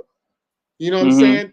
So now they Yeah. have the rights to all of these artists. So it's if somebody in their camp gets somebody outside non-black to write something and use that artist's voice, the estates is now back into the hands of the colonizers. So there's nobody Mm-hmm. that can say, nah, we don't like that. And they're gonna be Right. profiting off all the money. You know what I'm saying? So we don't even realize like how bad hip hop is about to shift and the lost art form of it is just gonna disintegrate. So that's why we Mm-hmm. gotta appreciate everything we see now because it's just a matter of time before AI take over. And I think Kendrick and Drake kind of exposed that, you know what I'm saying, that side of the new era of rapping. Now you're gonna have all Mm-hmm. these dweeb ass dudes coming in here capitalizing on hip hop, and the real artists are gonna be shitbag. They're not even gonna be used anymore. It's gonna Well, have to that's be more And of and a I've seen no. Go ahead. and I'm saying and I've seen a large influx of that too as well. One of the things that I peep at, I'm typically got my ear to the ground for new music. I love new music, well, older music that I'm just not familiar with, but also new tracks that are coming out. And one of the things that I'm peeping, I don't know if it's just that, I'm finding more of them now, or if it's just an influx of it, but there's a lot of garbage. When I say garbage, I'm not trying to be, yeah, it I'm not is. trying to be, over the top. I'm talking about like whack, like Mm-hmm. like your middle school friends, in eighth grade, trying to be cool and everything like back then, that kind of whack. Mm-hmm. But what they're doing is they're getting, I don't know if they're getting legit or not, but some kind of way they're either getting their hands on on um on samples of artists, or they're coming up with the paper to go ahead and pay for features from Mm-hmm. established credible artists, and they'll go ahead and fashion these tracks together where they're using these big name artists. They'll use like a Jadakiss, they use a Rick Ross, they'll use whatever, someone who's established in the game, dropping their bars, whatever, using their little hook, and then here they're coming with their ABC 1 2 3 C rap C spot the cat, all kind of Yeah, nonsense coming in. It's like it's horrible. But the it's fact is, ridiculous. you wouldn't even check for this person if you didn't see this name or hear this bar from. They're using it like it's bait on the hook Yeah, yeah. Mm-hmm. to They, get their numbers up, to get their spins, and even if you don't like the track, they still can clock that and say, "Well, I have yeah. 500 spins. 800 people listen to this record. They hated it, Mm-hmm. but you can still point to the metrics and say, well, I'm a really hot. I'm one of the hottest artists today. I have 100 Mm-hmm. people listening to my music, and it ain't even about you." It's Yeah. ridiculous. It's ridiculous, and But and they that. use that to try and bank off that. So between that and AI and Mm-hmm. finessing catalogs, they're finding ways to come in and commandeer the sound. Mm-hmm. And that's the point That's why I can't wait to get to the third verse, because that's really the point of this song. That's why this song is so powerful. Excellent Yeah, point, though. That's really the overall that's point. one of the other layers to the not like us. Talk about, we authentic. We from the streets. We're from the culture. We're from the soil. Right. These ones, they not like us. They artificial. They are AI. Exactly. Right? So back to the you done? Yeah. Oh yeah, I So wanted to jump back into the verse. okay, go ahead. All right. So when he jumps in, go ahead, Bob. No, go ahead. So it's all eyes on me, and I'm gonna send up to Pac. Put the wrong label on me, and I'm gonna get him dropped. So again, he's definitely bringing up Drake using AI to go ahead and try to copy Tupac's voice to jump on the track with him, whatever. So in that, he's definitely saying, he's making the allegory between himself and Pac, basically saying, all eyes on me in this moment, but also, nominating or taking credit, saying, I wouldn't say the second coming, but the West Coast torch has been passed from Pac to me. I'm repping for the West Coast right now. I'm standing on West Coast rap. I'm repping Pac's name. I'm instead of the Pac. But then on top of that, when he jumps in on the second side and talk about put the wrong label on me, I'm gonna get him dropped. So it can be considered a reach, not necessarily. But if you jump back to the comparison between him and Pac, remember you had Tupac back in his time. He went on toe to toe and beef with Bad Boy Records. Remember, hit him up. Yes. He took out everybody. But first of all, yes. So again, this is Big Me, Kung Fu Kenny, taking on the OVO Sound, Drake, and his whole army of ghostwriters. So again, he's making that parallel right there. And it's click. Also, talking about put the wrong label on, and again, he's further doubling down on that, talking about, put the wrong label on me, OVO Sound, and I'm gonna get him dropped. So in other words, you got the wrong label. You want to go toe to toe, y'all not the ones to do it. I'm gonna get him dropped. Right. But then also another layer you can dig off that, the accusation that Drake made in Family Matters, talking about him. Kendrick talking about, hey, you put the wrong labels, you make the wrong accusations against me. We can get him dropped one way or the other, either legally or something that's not so street legal either. So again, layers. Nasty layers, gang. Nasty layers. I like when he says 1, 2, 3, 4, 5 plus 5, 8. He's naming, because he's talking about, how many stocks do I really got in stock? 8, you know what I'm saying? Sweet chin music, and I won't pass the aux. So he's being selfish with his aux. He's not gonna pass the aux. He is him, like you said. He's taking on everybody right here. That's what he's saying. He said he want all the smoke. You know what I'm saying? He didn't drop 5 on your ass, plus 5. He got another 5 loaded, nigga. What you want to do? You understand what I'm saying? Devil is a lie here. 69 God. Go ahead, whatever. Like that, Euphoria, 616 in LA, Meet the Ground is not like us. I already launched 5 shows at you. How many more you want? How many more can you take? Bruh, this dude is loaded over. He's locked and loaded like real talk. Devil is a lie here. 69 God. Go ahead. No, I was saying, it's so crazy how people underestimate people, because when Kendrick puts out albums, right, every 3 years, and I was talking about this with some people, and I said, when I grew up in the era of hip hop, the real hip hop, albums came out every 3 years. Yeah, not even. They were good shit. No, back then they were 3 years. 3 years was about the average, because the label will push you. You remember you had so many artists under a label, so you would get pushed back depending on the bigger artists and what like that. Right. So it would be, and remember they used to do artist development. It was so many aspects to it was different. Being an MC back then. You know what I'm saying? So even with the 3 years, it gave you enough time to really come up with some real good shit. Like nowadays, it's like, it's easy for artists to throw out an album, but it ain't no classic. It ain't no shit that you could just ride through. You know what I'm saying? None of that. It skips. Like, yeah, I like first two, skip the next six, and then I could ride that one and then skip the next two, and then I could ride. Like, it's not an authentic album. Now you look at Tribe Called Quest, Midnight Marauders. I think it's one of the most classic fucking albums ever, right? It is. And you can listen to Midnight Marauders from start to finish. Then you got Far Side, Log Cabin, California, which I think is another phenomenal fucking album from start to finish. Like, I don't skip that shit. You know what I'm saying? West Coast music. Yeah. You can't do that shit no more. You can't do it no more. It's crazy. You really right? can't.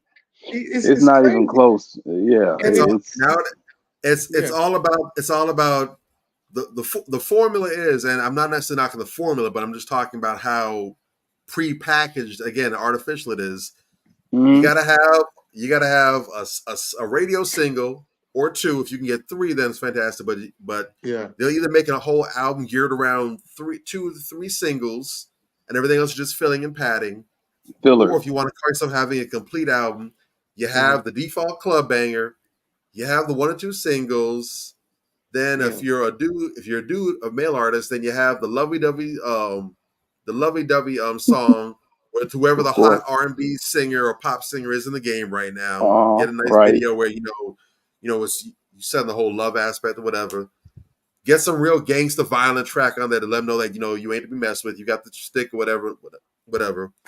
And then maybe something that's heartfelt or something that people can rally behind and get the awe moments. And then everything is just pat on. But there's just such a predictable formula. And if you just take a look at a lot of albums, you'll see, dang, they got check. It's not organic. Yeah. It's like the movies now. Yeah. Yeah. Exactly. No real. You're obligatory LGBT character. You're obligatory swirl couple. You're obligatory Asian that doesn't even belong in the story, just there for no reason. Cookie cutter. Yeah. It is what it is. Yeah. And when you take that element out, let's just go with the basic flow of a movie. It's like back then, every movie had a message, just like the TV show. Every TV show had a message. Now everything is explosion. Like you're just driving in the car and the fucking missile comes. And it's like, where the fuck is the missile coming from? It's like that shit don't even need to be in the fucking. But it's just as soon as the film starts, it's an explosion, and that's what it really boils down to. No messages. It's just action. Right. Just nonsense action. Real talk. Real talk. All right. What we got next? Go ahead. What were you finished? Yeah, we talked about The Devil Is a Lie. I thought that was a hard line. Shout out to Ross. He is 6ix9ine got freak ass niggas stay their ass inside. Is what it is. He just going in right now. And then there's some lines upstairs or above that I think that we've missed where he's talking about after Serena, he's talking about your homeboy need a subpoena. Them predators moving stocks, them predators moving flocks.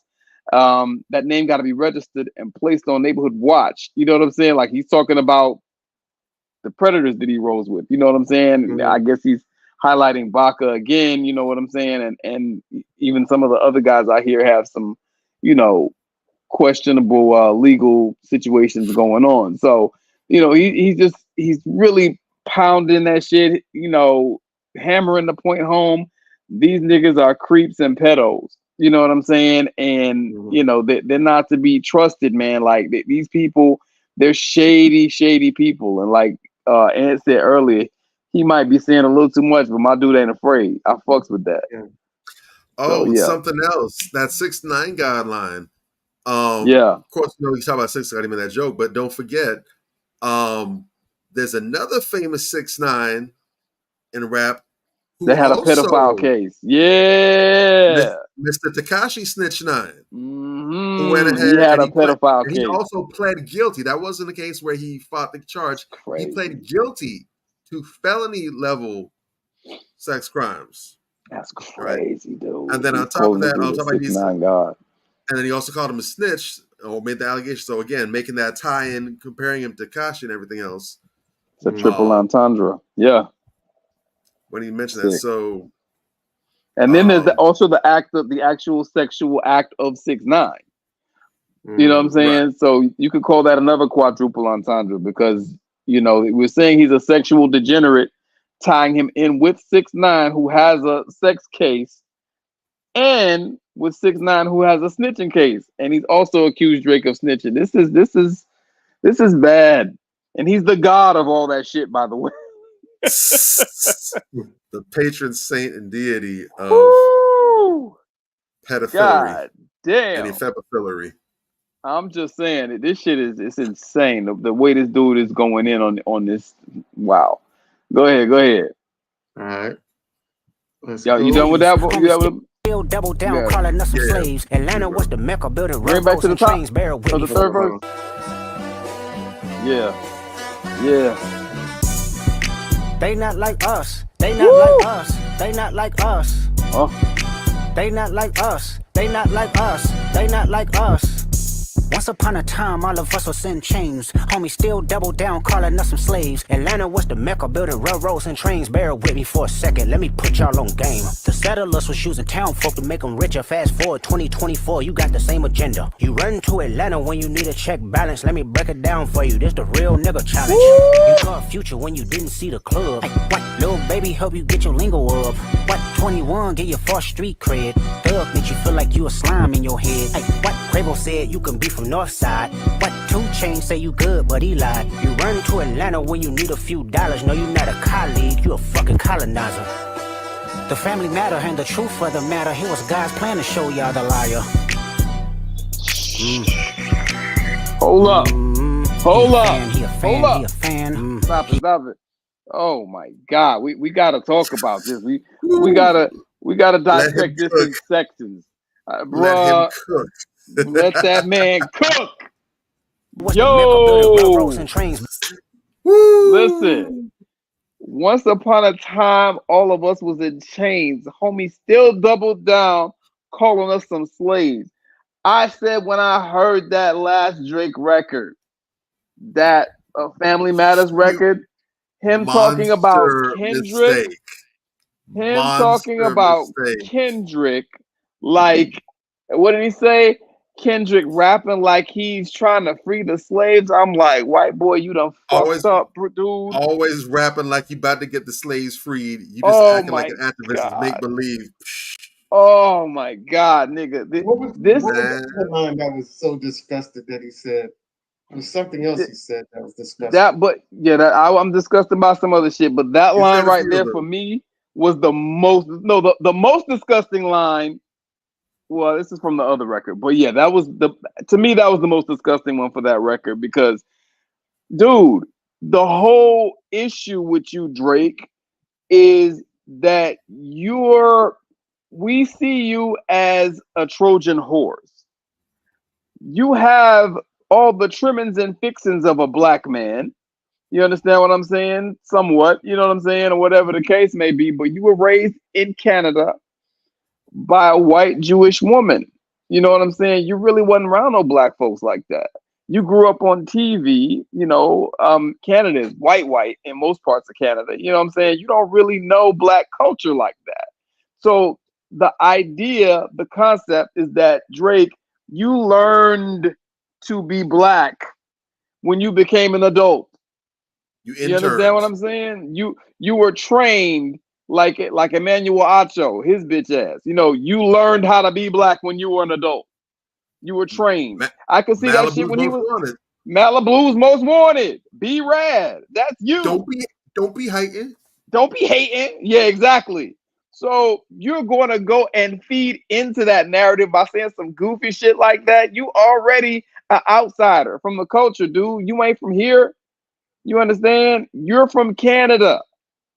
You're doing black American culture. You don't respect it.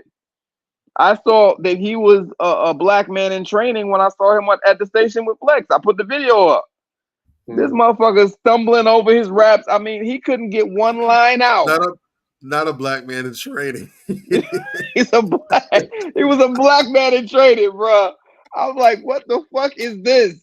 And I'm talking to people. I'm like, people don't get it. They think it's colorist. This man went to black man Negro school.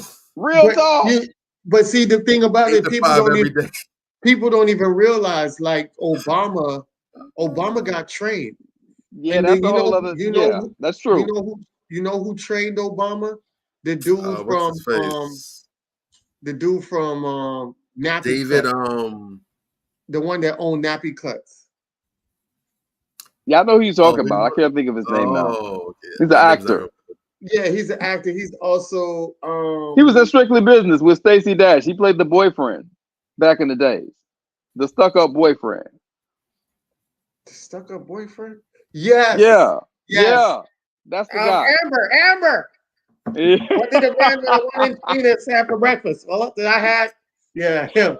Yes. They're gonna go back to the projects. Yeah, that Yeah. guy. I'm gonna send your ass back to the projects. Boy, that Yeah, motherfucker. Yeah. that was funny. Yeah. Woo, That was yeah. him. Yes. He I trained know. Obama. Yeah, a lot of Yes. people know that. Dude. And it's a whole damn army of them. You know, that's why my shout out to Tariq Nasheed when he started talking about tethers. That's a whole other conversation. You know what I'm saying? But Drake is the textbook definition of a tether. He don't know shit about the culture. You know what I'm saying? He got here in the interest of a powerful white corporation, and it's like, okay, let me put you around some niggas so you can learn their mannerisms, and then we gonna call you a rapper, basically. Yeah. You know what I'm saying? And that's why people think it's colorist. I know a lot of light-skinned people that are black as fuck. You understand what I'm saying? It ain't about colorism. You know, it's about this nigga's culture and the way that he views black people. He comes off like he views black people through the lens of a white supremacist. That's how he comes off. Yeah, and that line right there really, really brought that shit home. You rapping like you're trying to get the slaves freed. Did this nigga really say that? Hey, Yeah. real quick. I'm sorry ahead. to jump backwards, but I just saw something that got me crying laughing. So apparently this just happened yesterday. Well, that's right, it's midnight now. This just happened yesterday. So apparently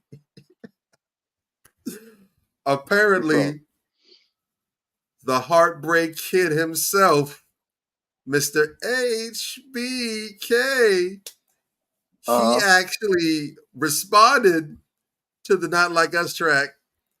And he actually tweeted yesterday, he said, "A little sweet chin music goes a long way.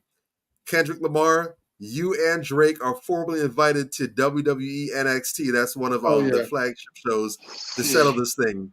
I'm even offering my services to mediate." Bruh, this thing has gone too far. Bruh, this shit crazy. Bruh, listen, what's his name was on the live, man? They say, I don't know if it's true, but they say Elon Musk was on the live listening to the academics. That's what they say. I don't know if that's true. But I was like, what? Surprised. I wouldn't be surprised, I dude. would not be surprised. Look. Everybody, fucking Rolling Stone came out today declaring Kendrick the winner. Fucking Billboard got a goddamn poll up saying that Kendrick was the winner. You know what I mean? Like, dude, people are on this shit, man. Like, big name as not like they necessarily speak for the culture. I mean, true, Rolling Stone ain't gonna look for them. But at the same time, just the fact that it reached that far. They're saying what a lot of the heads are saying as well too. So again, like as is usually the case, now they can try and come up with nonsense, but remember, in order to maintain some level of credibility and relevance, they can't be completely on. And that's why I said before on my page, a couple of the posts, battling matters. When people talk about, battling doesn't have to be like this, or this too much. Rap is the only reason people do this. This is constructive to the culture. No, this is actually the purification of the culture. If you understand, the purification. This is a universal principle. Evolution.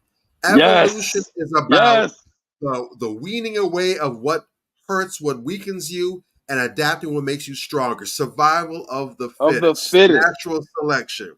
If something is weak, if something is useless and no longer serves you, you sever it off. If your pinky finger starts going gangrene and it's allowed to spread, it will destroy the rest of the limb. Ultimately, it will kill the person. You lop off the piece of the finger to save the rest of the hand.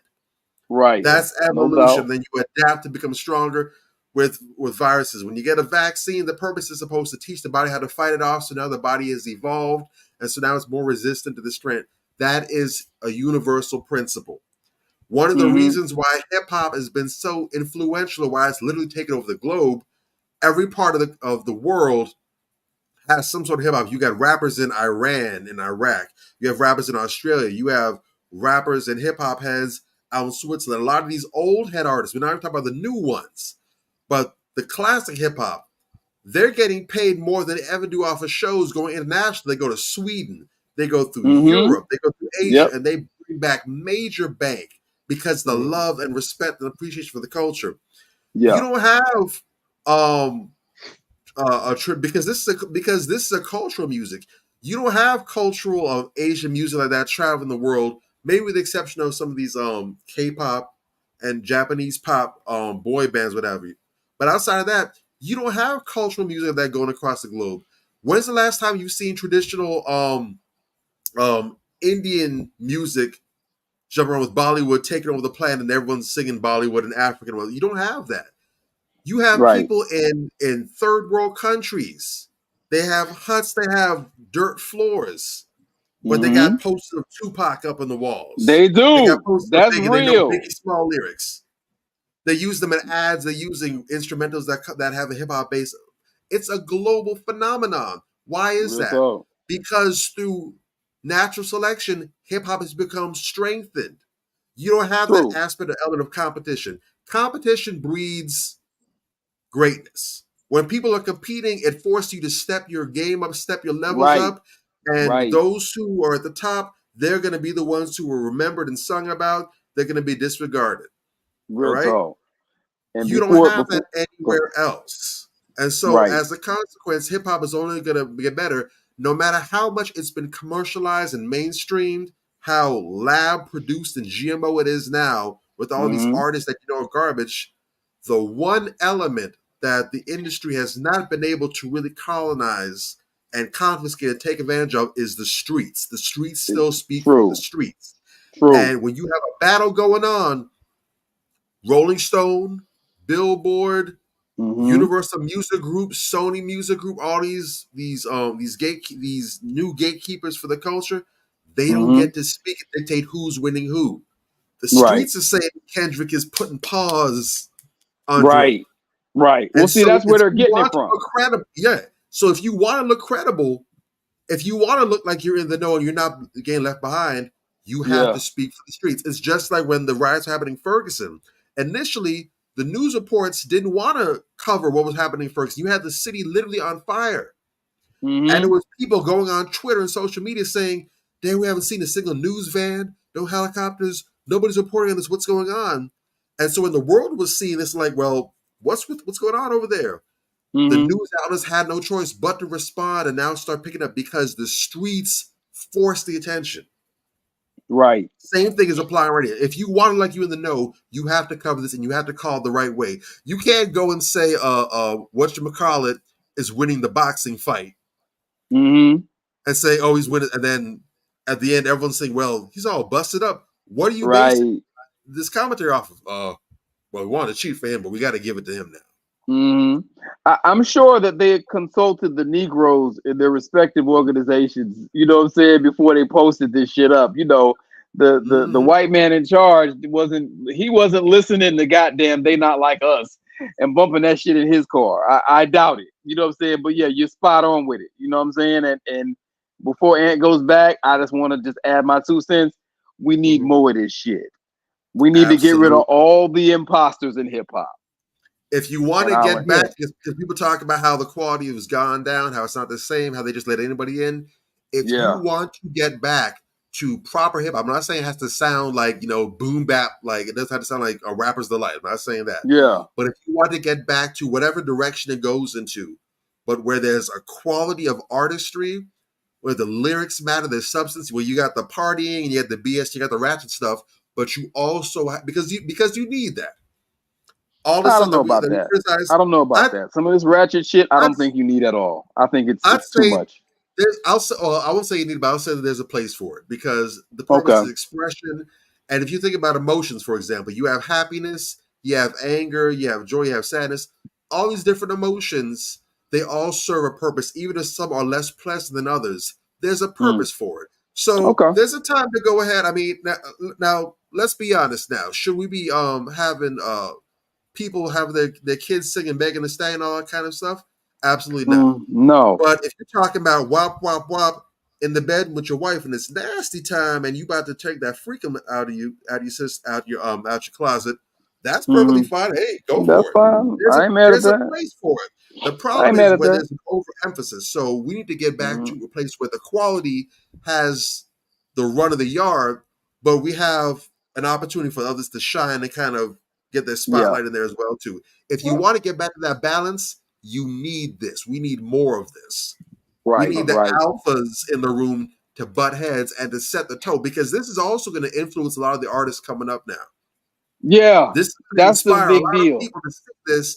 And you know what? I want to come out there throwing like Kendrick, or even, you know what? Drake could have done better. I'm going to show them how it's done. It's going to make sure that quality is rising up. Cream is rising to the top the way it's supposed to. Yeah. Real talk. And not only that, it also highlights a lot of the other artists that are out there that are super dope, like the K Rhinos and the what's his name? Gosh, I forgot his name. Who's pretty dope. He's so dope, man. Lupe Fiasco, I think is very underrated when it comes to Lupe is battle. dope. Man, he Lupe flames is dope. niggas left and right. You Yeah, monster. so there's so many underground rappers that they would definitely highlight to or gravitate to, No that doubt. on that level of a Kendrick. And Tech yeah, Nine. I told people way before that they got away from the battling aspect because of the whole Biggie and Pac situation, and everybody was fearful that it'll go all the way left. But Yeah, that's crazy. we had battling going all the way back. You know, LL Cool J and Kool Moe D and all these other artists that was going back and forth Cannabis. with it, and it really made you a better person. And I've pointed out that some of your artists that when they get into these type of battles, they actually produce some of the best fucking albums. When you look True. at True. Nas and Jay-Z, the album after Nas and Jay-Z battle end up getting 5 mics. You did. Oh yeah. Stillmatic got 5 mics. Yeah. That's crazy. When you look at Little Flip and T.I., that album around that time was one of the hardest albums that T.I. ever dropped. That Stand Up, you know what I'm saying? Yeah. We That gotta shit do hit. a whole segment on T.I. one day. That dude is Yeah, phenomenal. that He don't get his shit hit. props. You know, Legendary when career. you look at a lot of the artists that get into those battles and they do an album right after, the charge that they got for battling ends up like gravitating over into the album itself, and they come up with a phenomenal album because of that beef. So we need more beef like that because it brings Adversity makes you better. That's a yeah, universal principle. It doesn't matter whether you're weightlifting, whether you're going through hard times. When you're preparing for war and you come out the other side, there's a glow on you.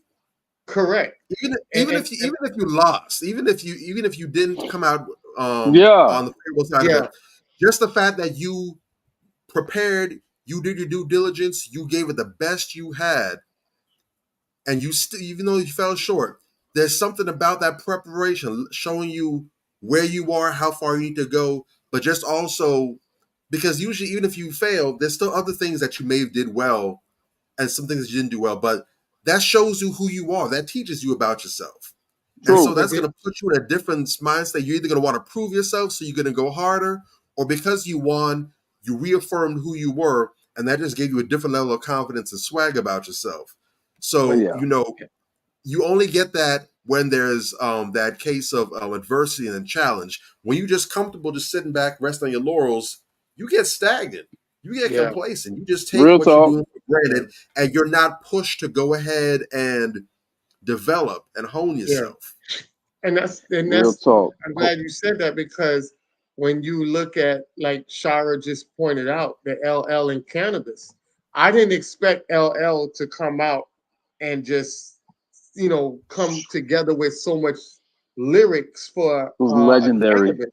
but he had to legendary. No come up with one lyrics saw like the that. outcome of that battle. Yeah, Man. it And was I crazy. love I was a huge Cannabis head back in the day, man. Me too. Me Rip too. the Jacket did his thing, and I like LL as well, but not quite to the level of Drake. But if you really want to think about it, Cannabis and LL could have been a throwback version of Kendrick and Drake. Only the outcome's different. So the outcome's different. So Nah. because it's a lot of the same it's a lot of the same criticisms, not necessarily unfounded either. Because at the time, Cannabis, again, he was that backpack. He was that real hip hop. He was what it actually looked like. He was that artistry. LL was just this pop mainstream figure. And to be honest, LL Cool J really was the template. He was now. I'm not saying that he followed perfectly, but if there was no LL Cool J, you couldn't have a Drake. I get it, and I Because agree. LL was I the agree first on the Lover LL Boy side. artist, type whatever. But LL proved himself, and again, and he reached a level that I don't think even he knew he had. And Cannabis came through, and he put it on him, and that I forgot what I forgot what the song was, but he let him Second know. round knockout. Second round knockout, and he hit him with that nasty uppercut. And he told him, 99% of your fans are just chicks. Going in again, top pretty much saying, you're not legitimate. You're just a pop singer. Yeah. 99% of your chicks. LL came back with that nasty fire. Sick. And then sick. It's close. He just needs that one thing to take him over the top. And then LL dropped it, and he addressed the same bar that was supposedly Vanilla Scoff. And he said, 99% of my fans are chicks. But again, going back to the whole concept of backpack rappers being anonymous and not getting recognition, he said, but 99% of your fans don't exist. That shit was gangster. And actually, the line from Cannabis out the room. It was horrible. It was a horror movie. I would tell you what really got me, that had my eyes open to L and gave the edge to L, was he was like 49 pounds trying to be a mobster running around town with them Bob Marley imposters. He's talking about Wyclef. That shit was epic. All the way the fuck out. Wyclef had to eat it. That shit was hilarious. No, that shit. Yeah, and then Wyclef was so mad. He came out with some corny ass shit talking about lick your lips. Garbage. I was like, it was garbage. Geez, that shit, he could have kept that. Respect to Cannabis. Respect for Cannabis. I can't give Cannabis the same level of anything that I give Kendrick, because Cannabis was a great battle rapper, great backpack rapper. And after this, let's get back to the song, because we're going way off. We'll be here all night. You know what I'm saying? Yeah. But let me just make this quick point. Cannabis never was able. He was very good at writing battle records, but he was never able to actually write a rap record. You know what I'm saying? He was never able to construct a hit record, or even not even a mega hit, but just a rap record. He was not able to do a Skilo level record or a Young MC level record. He didn't have that, and he was extremely limited. That was the skill set. Extremely limited. And I never liked. Hold on, let me finish. He was extremely limited. You know what I'm saying? And for that reason, I really didn't like Cannabis, but I do respect, his skill set and what he actually could do. But unfortunately, that's all he could do. Can't compare him to Kendrick even in the slightest, because this dude, Kendrick, is just an otherworldly being. You know what I'm saying? But I get what you're trying to say. Like, it in a sense, it was hip hop versus rap. You know what I'm saying? Again, but even still it wasn't, though, because LL is hip hop. Yeah, you know what I'm saying? Yeah. But Drake is not hip hop. We consider him that now. We consider him that, but remember, back during that time, that wasn't the case. He was looked at the mainstream dude trying to pretty much get credit because he's got lady fans. He's not trying to really appeal to what would have been considered traditional hip hop elements. He wasn't. But no one ever said LL wasn't hip hop. But no one ever said he wasn't hip hop, though. They criticized him for what and Big Daddy Kane too. They criticized him for the girl shit. But no one ever said those guys weren't hip hop. Yeah. I mean, you would have to put LL up there with what's the Heavy D. I mean, Heavy D was still. Yeah, he was They still were hip just hop. These guys they were were still like hip hop. ladies' men. They were more like Yeah, the hip hop. I'm not saying he wasn't. I was saying that, basically he was taking flat because he wasn't keeping it what they considered to be, honest in that regard. It's like you just trying to appeal to the ladies or whatever. yeah, So LL is absolutely hip hop. Absolutely. Everything absolutely. about L is hip hop. LL is and was the culture. Absolutely. But he caught, like I said, he caught a lot of flack for that, and it was looked at like, you're not really doing what those before you will have done. You're not really holding down like that. Yeah, No, no, you're looking I to be get what you're mainstream saying. low, but you on it though. Yeah, yeah. Go ahead and run that joint. Run that. We gotta go through this last verse. This Bear with me thing. for a second, let me put y'all on game. The settlers was using town folk to make them richer. Fast forward 2024, you got the same agenda. You run to Atlanta when you need a check balance. Let me break it down for you, this the real nigga challenge. You caught Future when you didn't see the club. Hey, what, little baby help you get your lingo up. What, 21 get your first street cred. Thug make you feel like you a slime in your head. Hey, what, Quavo said you can be from Northside. What, 2 Chainz say you good but he lied. You run to Atlanta when you need a few dollars. No, you not a colleague, you a fucking colonizer.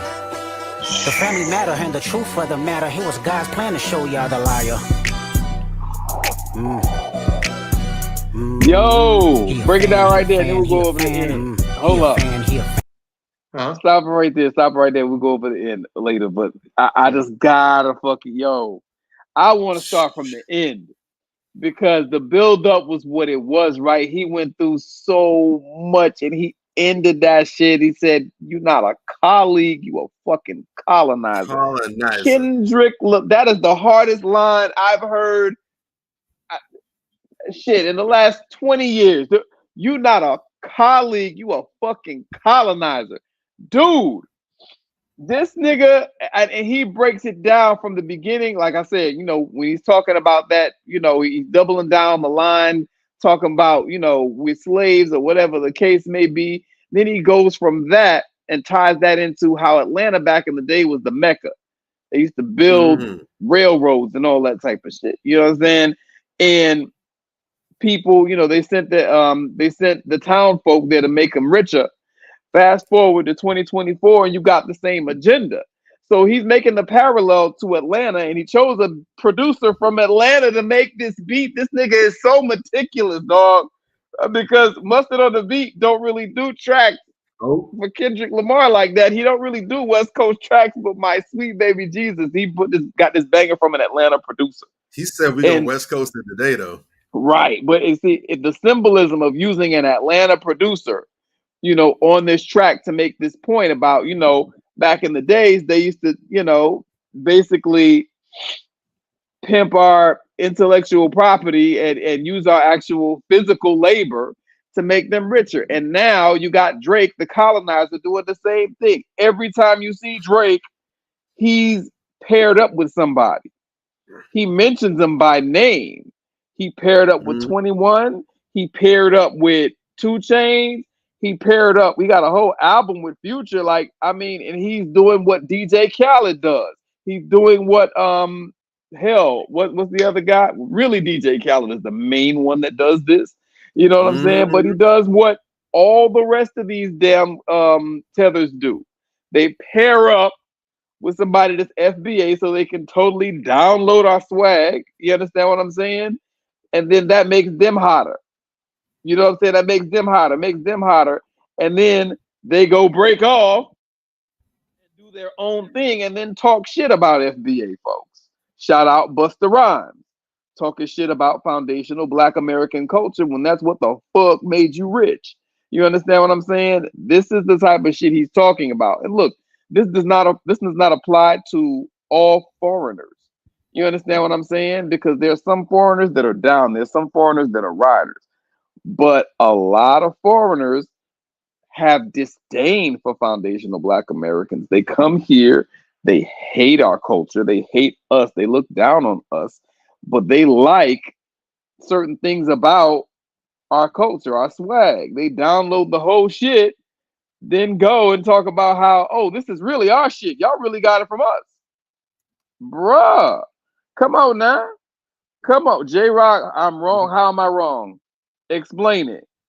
Mustard what? Mustard is from LA, not Atlanta. Really? Okay, my bad. I didn't know that. I thought You never Mustard sound was like from. that?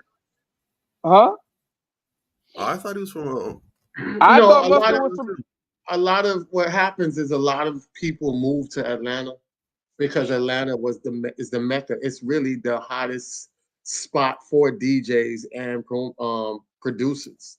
Like you get a lot of work in Atlanta versus LA, and Okay. it's much cheaper, and to live in Atlanta than LA. Okay. But, I stand corrected. That's why we got Atlanta, hip hop heads in the chat. That's what's up. yeah, I like that. Atlanta is actually the South New York. You know what I'm saying? In a sense. When you go now, people don't have to go all the way to New York to get discovered or heard. A lot of people are going to Atlanta and get discovered and heard quicker. Right, right. Yeah. So. Okay. Well, I stand Appreciate corrected. that. Thank you for that correction, J Rock. That's why we love our viewers, man. They always will correct us and let us know. That's good. Ain't nothing wrong with that. No doubt, no doubt. Look, I love it. Keep us honest. Don't have us up here telling tall tales of fibs. Keep us honest. We appreciate that. That's what's up. Go ahead. I do want to say the colonizer line. I think a lot of people don't realize when they look at Drake, and if you study his actions and you look at his antics towards Black folks, he kind of has, because he's Jewish, he kind of has that angle perspective of looking down on us as if we should worship him. So when he put Kendrick on, you remember he keeps talking about, I put Kendrick on, I put him on my tour, I put The Weeknd on my tour. And remember him, he had beef with The Weeknd, and he had beef with Kendrick. Forgot about that. You know what I'm saying? And he had beef with them because they're not looking up to him to worship him, to be thankful to him for, I put you on. Y'all niggas should be kissing my ass. And that type of hardcore animosity and that kind of disdain that he has, like, you're supposed to worship me as if I am the white overseer. You know what I'm saying? And I think a lot of people don't even realize how his demeanor is towards Black folks. And that's why he has beef with everybody. And everybody's like, why everybody have beef with Drake? No, because Drake feels like he's entitled, that he is better than everybody. And he's, y'all should look up to him and respect him and give him his accolades and kiss his rings. You know what I'm saying? That's what an overseer, that's how an overseer acts. Colonizer, straight up. Yeah, overseer. Exactly. Real talk. I don't know if it's more, I mean, that's debatable. I don't know if it's more because he's Jewish or because he's white. Like I said, I think he just looks at us through the lens of a white supremacist. You know what I'm saying? That's what I think. Is there a difference between the two? Well, that's what I'm saying. Like, the reason why I try to stay away from making the Jewish point is because white supremacists often try to pass racism off on the Jews. Oh, it's not us, it's the Jews. You know what I'm saying? And I think that they all kind of fall under the same umbrella. It don't matter what group within the system of white supremacy that you're in, you still a white supremacist. Let you be Jewish, let you be LGBT, let you be Polish, who gives a fuck? It's really the parent system of white supremacy that houses all the races. You know what I'm saying? So I tend to think that it's more that than his Jewish mother. I think it's really that he looks at himself like a honorary white person. So my thing is, okay, let's just be honest, because I think a lot of times, people push these agendas and we don't want to push back because they're so sensitive, and now they're putting these laws in that you could get punished for talking about Jewish people. But let's be honest, like, isn't Jewish a religion, not a race?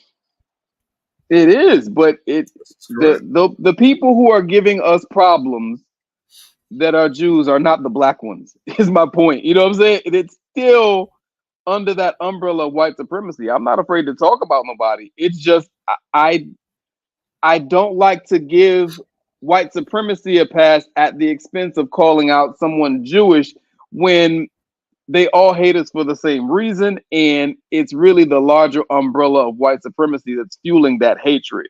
Let you be Jew or non-Jew. You know what I'm saying? It don't matter. Yeah, but that's what I'm Absolutely. saying. Okay, Because so look that's at like, the treatment of Ethiopian Jews over in Israel.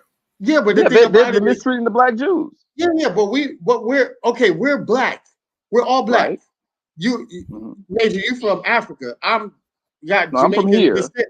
but my I father's mean, from Africa. your Yeah, parents, yeah, your parents from Africa. one of my I'm parents is from Africa. The other okay, one's black American. and my parents are from Jamaica. Yeah, So the thing about it is, nobody goes down and says, "Hey, you know, hey, look, I'm Jamaican. I ain't them people. there you I'm Jamaican." go. You feel me? Because Right, Jamaican is not a race. At the end of the day, right. I'm black, Major Correct. black. You see what I'm saying? So it's the same thing. I can't, if I'm white, I can't say, "Oh, I'm Jewish. I'm not white. I'm Jewish," There you go. because it's a religion. It's a certain sector of the white community.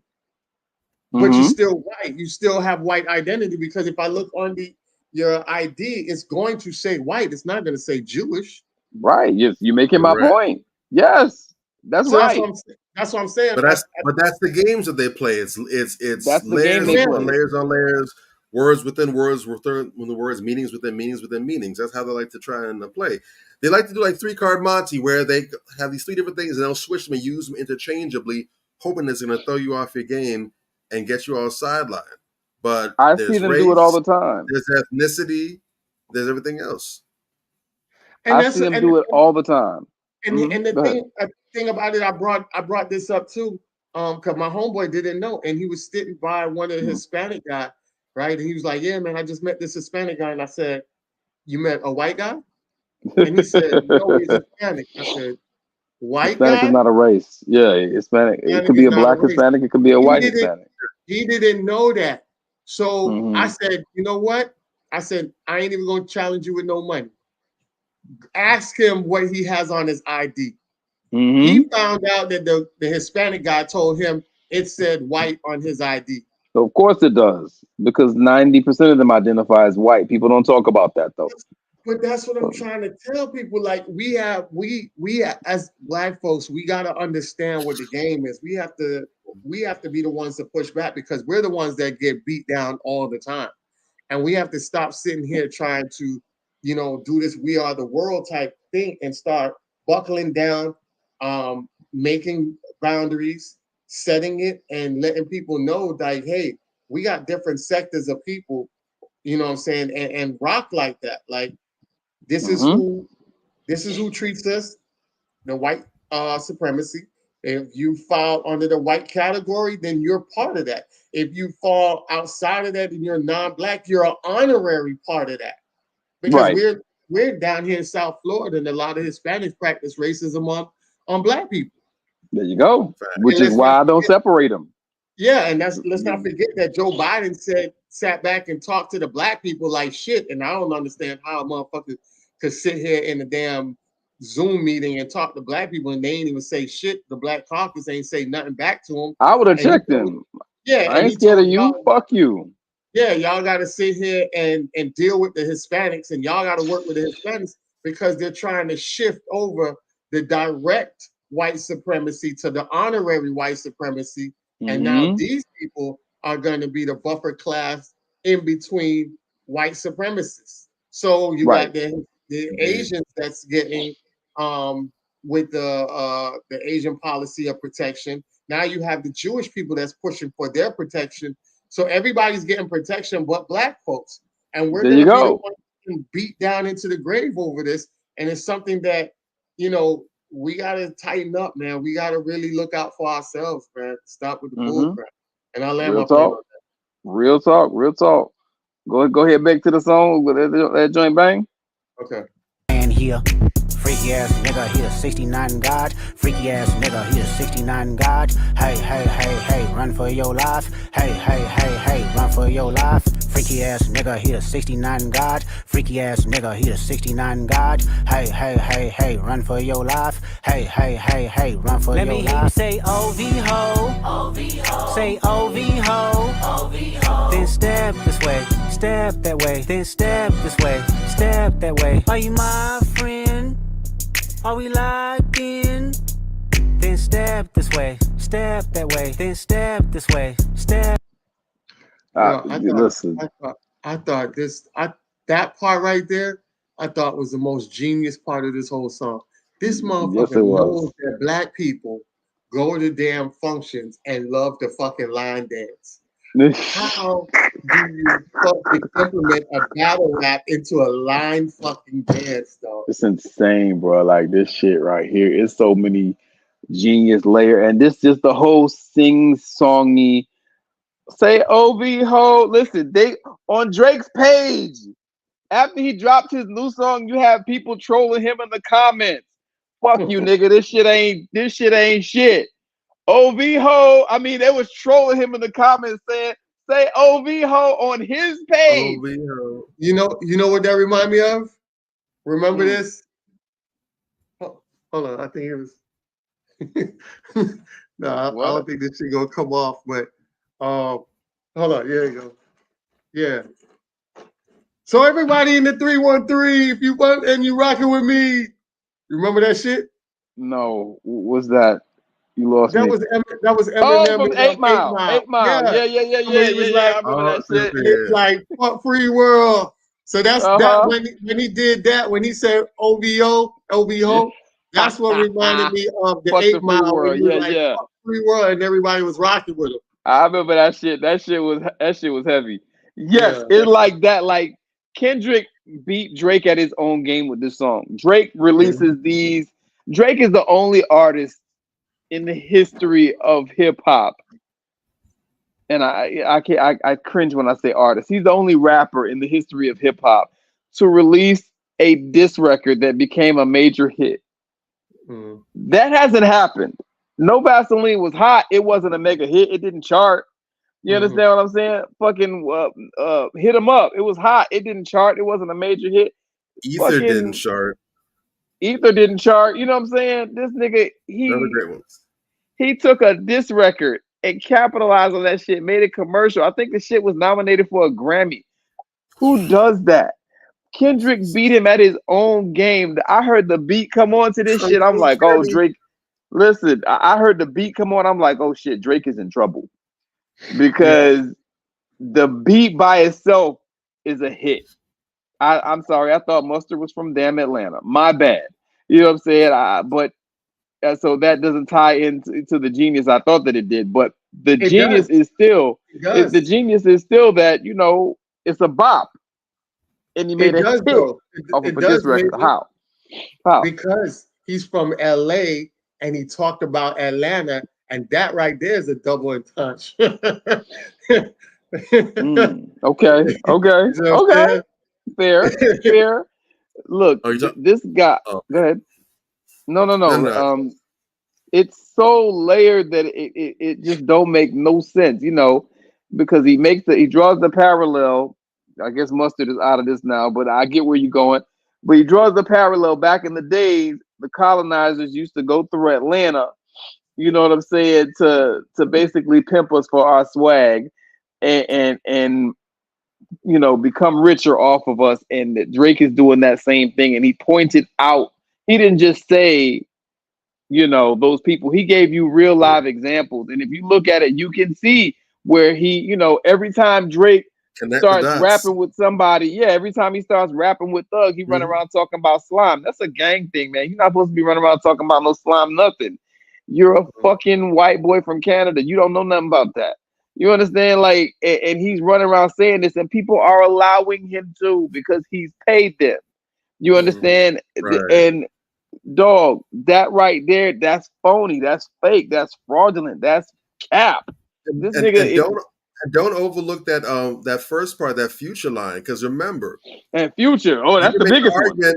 When you can make the argument that was when Drake's career really started taking off to a different level, because when he got hooked up with Future. You're right. So that was a segue into getting them club tracks jumping.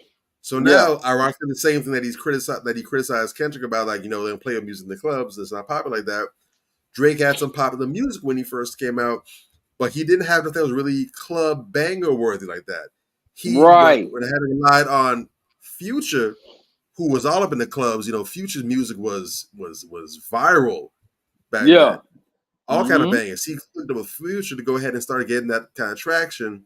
Yeah. And the rest is history from that point. So basically, and it's the whole history of him on display. How Atlanta basically is a key part in his career taking off, because like you said, Atlanta right now is the mecca for music as far as black music is concerned. It is for everything, really. Music, film, all that shit. It goes through Atlanta. You know what I'm saying? And this colonizer saw that shit early. You know what I'm saying? And he like, yo, if I could pay off a couple of these guys, I can be cool like them. He is B-Rad. He is B-Rad. He is MC Gusto. This motherfucker's a total fraud. You understand? And this is all him sticking it back to Drake from making that quip about talking about, you think that you some activists, you're gonna free the slaves. So he's like, I'm definitely gonna free the slaves, and I'm gonna let them know where the slavery is coming from. So you want to use Lil Future, Lil Baby, 21 Savage, Young Thug, Quavo, 2 Chainz, all the quote unquote cool niggas. You don't see them as colonies. You see them as slaves. They're your real property. talk. Go ahead and use it to go ahead and turn you a profit, because you need real some dollars. Talk. Real talk. What's new? What's new in hip hop today? Oh, bet. Okay, let's go to Atlanta. Let's go ahead and re-up. We're running low on supplies. Real talk. And to tell you the truth, this has been going on at the highest levels. You know, it's just now that it's going on at an artist level. You know what I'm saying? But Charlemagne, as many problems as I have with Charlemagne, to his credit, he called Leor Cohen out for this very same thing. Yeah, on the Breakfast Club. Credit where you know it's what I'm due. saying? I gotta give credit where it's due. He called Leor Cohen out for being a culture vulture. DJ Vlad is a goddamn culture vulture. While we're at it, I mean, there's a whole list of them. There's a whole clown car of these motherfuckers. You know what I'm saying? That are not of the culture, but find a way to slither in, and I'm not using the word slither by accident, find a way to slither in and find them a cooperative Negro that they can give a few dollars to and download their swag, you know what I'm saying, or download their stories, DJ Vlad, you know, or download whatever it is that can make them cool, download their talent, DJ Khaled, whatever it is that can make them cool so that they can get rich off of that. Which is historical, and again, going back into that principle, and I'm not going to suggest that this is what Kendrick was hinting at, because I don't think he went this deep with it. He went plain deep enough. But to further tie into that, what you're saying right there, that is a well-worn. I'm talking about it's literally, it's not even in piece. Like they've scotch taped it back together so many times the page is falling apart. Yeah, but that's an old, well-worn page out the playbook.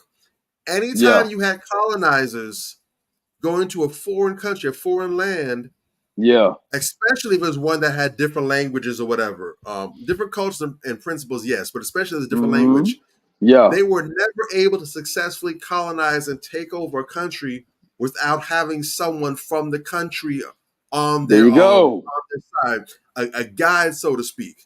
Go to Pocahontas. You had John Smith and the Trailblazers. What was the segue to get into that? Because they were very, standoffish. I mean, remember the Disney cartoon, but there's still a lot of accuracy in some places. When they're trying to get in with Powhatan and the troop and the tribes, and they said, "Hey, these white men are dangerous." Right. But John Smith came in. He clicked them with the chief's daughter, Pocahontas. They're in love, so now they're trying to honor and respect this agreement. And then in real life, John Smith went ahead and took Pocahontas, who was a child, but different That's a whole times, other conversation. But I'm surprised Kendrick didn't call him John Smith, but go ahead. Pocahontas got wiped up. She was, she was owned by the people, but he went and took her with him back to London.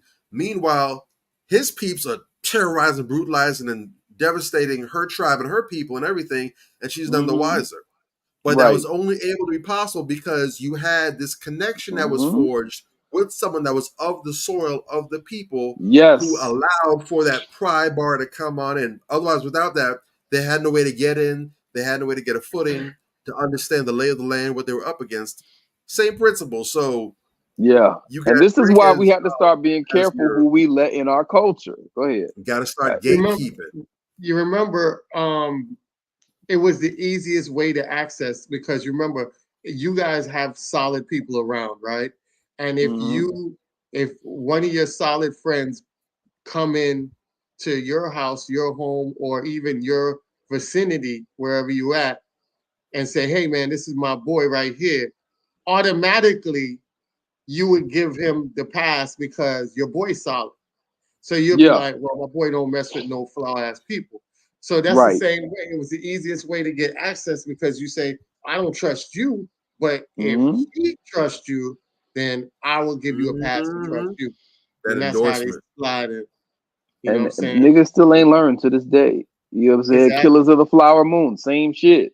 You know what I'm saying? Facts. Bruh, come on now. We got to get on top of this shit, man, because I mean, I'm from Miami, even on a local level. You know what I'm saying? I'm from Miami. Ain't nobody at the goddamn station running shit from Miami. Yeah. You know what I'm saying? Ain't nobody at the station. You got a few black folks sort of kind of, in a position where they can do a little something, but they don't really run much. You understand what I'm saying? They take their orders from somebody else. Everything is corporate. Mm. In hip hop now, everything is corporate. You have very few black people who own and control the intellectual property of their respective entities.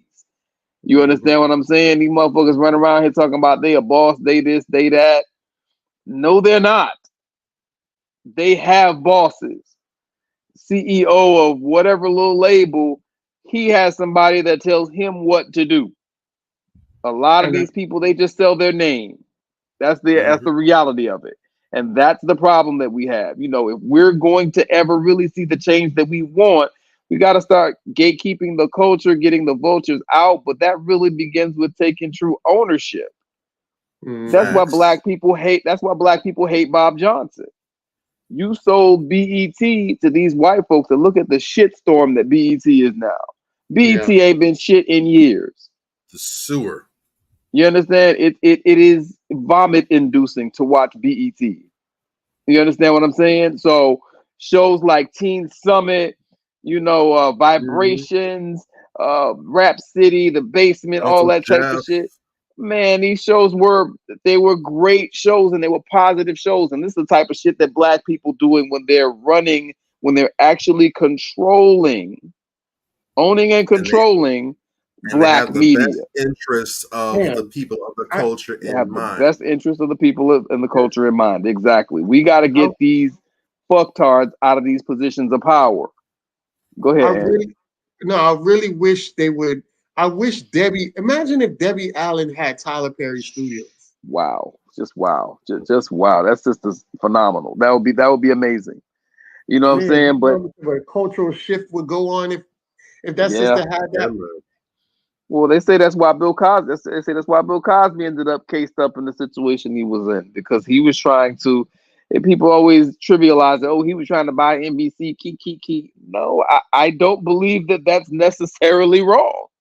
You Mhm. understand? Because unlike us, white people, namely white supremacists, who are unfortunately the most powerful white people, they understand the power of the media. Oh, Mhm. absolutely. Black people think that the media, everything just happens by accident. And that's why this battle is so important. That's why this song is so important. They're not like us. People like Drake and other fraud ass motherfuckers in this industry are not like us, the Mhm. authentic people.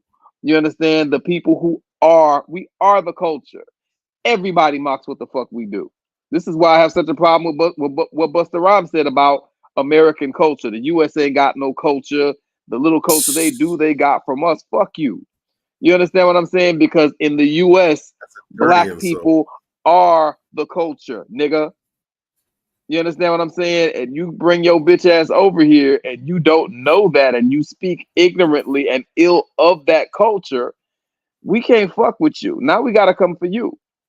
You understand? I used to be a Busta Rhymes fan until he said that ignorant ass shit. You understand? Same. But he's not the only one. You know what I'm saying? You got the Drakes.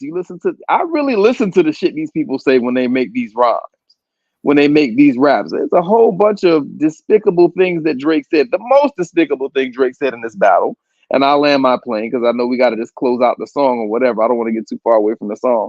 The most despicable thing he said was on his last record, which just sounded like he was waving a big ass white surrender flag. That shit was trash. His last record, what was it called again?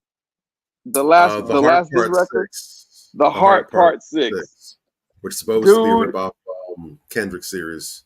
Dude, this guy sounded like he was half asleep. He sounded like he had a headache and he took the Aleve that were drowsy instead of the regular ones. You understand what I'm saying? He sounded like you know what I'm saying? He sounded sleepy. He was just talking reckless, and he spent the entire song defending himself. Basically, got a big old flag up saying, "I'm not really a pedophile. I'm not a pedophile. No, I'm not a pedophile." Anytime you're doing that, nigga, you lost. You understand what I'm saying? Additionally, in addition to that, with those horrible lines, he actually fixed his raggedy ass mouth to make fun of Kendrick Lamar being molested. What kind of creep does some shit like that? You're making light and making fun of whatsoever. You're making fun of him being molested. That's like the desperation that I heard on Super Ugly when Jay-Z was talking about leaving condoms on Nas's baby seat. Like, what the fuck? Like, dude, this is when I can tell that you don't really understand your craft. You know what I'm saying? You don't understand your craft. This is how you prove that you're really a lightweight. You're boxing way out of your class. You're punching way above your class. I think you said it perfectly. It speaks to desperation. Now, everyone, whether you've been in a situation, you face someone who you put in that situation, or you're sitting back as a spectator and you're watching this battle play out and you see this happening.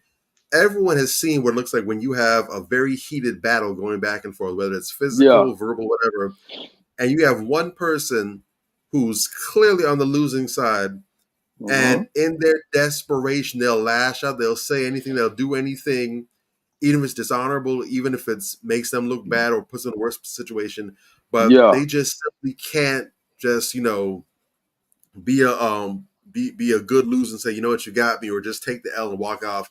They gotta do anything just to try and come back. So this is what happens when you don't realize, you know what, it's over. I'm dead. They got me. Let me just take my L and just go home. Nah. So now you go ahead and now you try and take shots that ultimately sound like the basic confession. Like, so he's calling you a pedophile.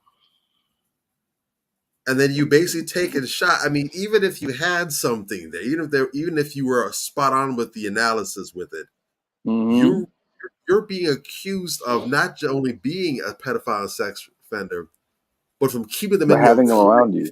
Yeah, like OVO Sound is looking like a record label for all Canada's top pedo gods. Yeah, it's not a good look. You are taking pot shots at someone who was sexually assaulted as a child.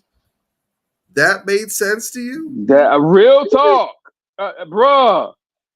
He'd have been better off. He'd have been better off if Kendrick had a child with a disability and taking shots at that, dude. Yeah, this is perfectly in sync with what you are currently on the barbecue for. And this is, you know what? And instead of trying to distance yourself from it, or at least throw a distraction, you're saying, you know what?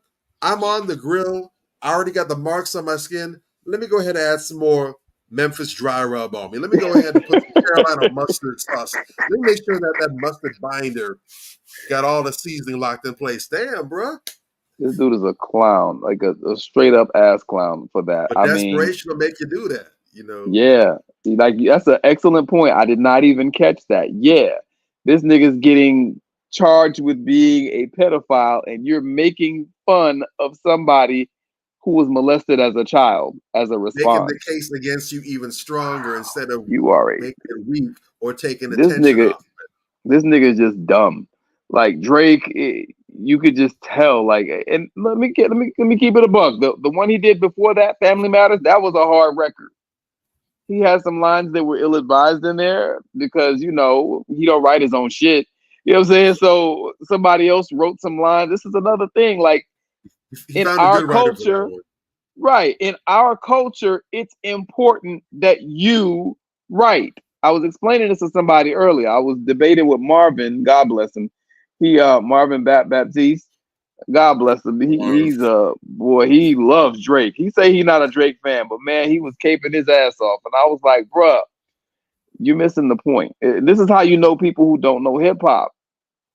In hip hop culture, it's important that you write. Like, oh, some of the best rappers got ghostwriters. No, nigga, they don't. They have co-writers.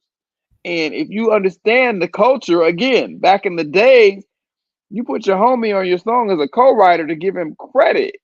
You know what I'm saying? Nas got his daughter as a co-writer on some of his songs when she was 3 years old, so that she would get his publishing. You Matter of fact, understand? just She about wasn't all his writing no. music, I believe she's listed as a producer Yeah, for that same purpose. exactly. She wasn't writing no verses. What are you talking about? You Even got most, Eric. even most, even most famously, you have the uh the king of not R&B, but the king of pedo B, Mr. Robert Kelly. Uh-huh. One of his ways of breaking off the families that sold their daughters off to him, sold their children off to him, is he would go ahead and put their name in album credits so they get royalties. I forgot who it Talk was, but about it. most famously, there's that one husband and wife duo where he had the father's name listed as a bass player or something in one of the album liner notes of his record. And when the police went to go talk to them and for the investigation, Kelly went in and flew them off on vacation in south of France so they couldn't be available for questioning, whatever. So Right. whether it's for nefarious purposes or just for breaking off, this is a thing. You go ahead and you put people in there so that way they get a cut, they get a check every month. You looking Right. out for the family, you're looking out for your loved ones, for your friends, or Mm-hmm. business deal purposes. Right. And that's the thing. People don't get that. When you start talking about the Eric B and Rakim's, Eric B was listed as a songwriter on some of the songs. Eric B wasn't writing Rakim's verses. Are you fucking crazy? You understand what I'm saying? Like he was a producer and he produced some of the stuff, whatever the case may be. He may have helped out with a hook. A lot of rappers would get R&B people and other people to help them with hooks, or maybe you change a word here, add a word there, but the verse, the Or structure of the inspiration. Yeah. verse, the structure of the verse, the rapper is supposed to be the one who is the driving force behind that. Otherwise, what the fuck do we need you for? You are the poet. That's why you're here. So when you say, oh, Drake don't write his raps, nigga, so what does he do? He gonna call himself the GOAT and he don't write his raps? Get the fuck out of here. No, And he can't. You cannot be the the GOAT. thing, and that's the thing that separates rap from every other genre or what have you. Exactly. You can have you see, it doesn't matter how there's certain aspects of different musical genres that separates themselves and makes them special. There's certain aspects that can be replicated. So you can go ahead and you can teach somebody how to rap. You can have, you saw recently, you can have Yeah. AI go ahead and put out a rap song. Yeah. And especially with the quality of modern rap music that we have out now, that AI song can probably give a lot of those songs a run for its money. Yeah. When you talk about the level of wordplay, for example, you could probably go ahead and use AI to crank out one of Drake's responses. You probably could do that. You probably could. This level of depth and complexity, Chat GPT 4, 5, 6, 8, 12, 49 would not be able to put out a song with a level of depth that Not Like Us or the other Kendrick Lamar songs have been put out. It's too deep, it's too complex, there's too many work parts. That's where the human aspect kicks in. Right. You can have AI go ahead and crank out an R&B or a pop song that sounds good. Mm-hmm. Lyrics, sorry, might be nice. Even the lyrics might sound nice, Mm-hmm. but AI, that machine, cannot go ahead and duplicate the feeling that you get. It's not gonna be able to duplicate that feeling of a Aretha Franklin, of Right. a Whitney Houston, Right. or even the archie of a Mariah Carey or whatever. You can't do that. That's not a machine thing. That's a human aspect that you can't do. That's that special oomph where you And have it comes everything from the else, you have the culture. frame, but like something is missing. Right. Something it sounds good, everything's in place. It should be a banger, but it's not because it doesn't have that special touch. And that's part of what I was explaining to the brother. I actually use that too. I'm like, yo, you can say what So you you want to say about Drake. Yeah, you can say what you want to say about Drake. He can make a catchy tune here or there, but you don't feel anything when you listen to Drake. It's what is just Drake's voice? yeah, What is his right. sound? And that's part of what messed me up when you dropped that video with him with Fun Master Flex, because now I used to be I was a huge Drake fan. Oh And wow. I swore for the longest that Drake was going to be the next to blow. And I was one of the people I felt proud when he blew up. Like I knew about him before a lot of people did. I heard his early mixtapes, Comeback Season, So Far Gone, Mm-hmm. and the joint before that. And when I heard this at that time, his sound was very unique to me. And I'm like, you know what? This really sounds like the future of the genre. This sounds like a dude. He's tying in some of the softer elements, but there's some thoughtfulness. There's a wittiness in the lyrics that I haven't heard before. I'm like, you know what? This sounds dope. When he started dropping his Mm-hmm. actual albums after he got signed, I started noticing he's starting to deviate a bit from the Drake that I first heard. But it was Right. okay. He dropped the first one, like, okay, first album's okay. He dropped Mm-hmm. I think it was Take Care, something like, okay, that's all Yeah. right. We get a little further away, but still bearable. After the third album was when I started to lose taste for Drake. And after every album, I listened to him less and less and less, to the point where Drake comes on, I don't even, but the Right. last Drake project that even caught my eye was If You Can Read This, It's Probably Too Late. That's the last project he dropped that I even paid any eye service to. Everything Yeah. after is just like, if his old stuff came on, I'm like, okay, yeah, that's the Drake I know. And I was even saying during this battle, if Drake can leave all this pop fame stuff behind and go Right. back to that comeback season Drake, maybe Mm. he might have a chance in this. But when he dropped that, I'm like, Maybe. oh God, he was out here getting that valet Mm. concierge Yeah. ghostwriting service even back then, like, oh Lord. Well, So he ran out of sauce because he ain't never really have his own sauce to begin with. He had a unique style for the time. I will say that. which was But cool. He didn't even have that. I mean, he could have been a yeah, cornball, like, dude, your verse is on point. That's fine. But yeah, it's that plus the fact that you never had, it's not like you were some kind of savant where you were just awkward and everything, but when you were on the mic, you were a beast. You just right. were awkward because you never belonged here in the first place. There you go. You are AI. You got You it. Now you you got were it. you're not Chat GPT. You were Rap GPT. There you go. He's Rap GPT. Real talk. And that's what's coming. That's what's coming out right now because quiet as it's kept, Drake never really had no run-ins with a real MC like that. DJ Academics is the biggest Drake fanboy in the world, and he talked about how Drake ain't never ducked no smoke. Get the fuck out of here, dude. Drake still hasn't responded to Pusha T. I'm I was still about waiting on to that say, response. A couple years later, this nigga those is so those are pussy. tops he don't want. This Yeah. nigga is so bitch made. He actually had his big brother come in and say he can't fight anymore. You know, Aubrey has to come inside. Bruh, really? That shit made me cringe the way that battle ended. I lost all respect for Drake instantly, all of it. In the words of Push, yeah. Yeah, real talk. Who the fuck?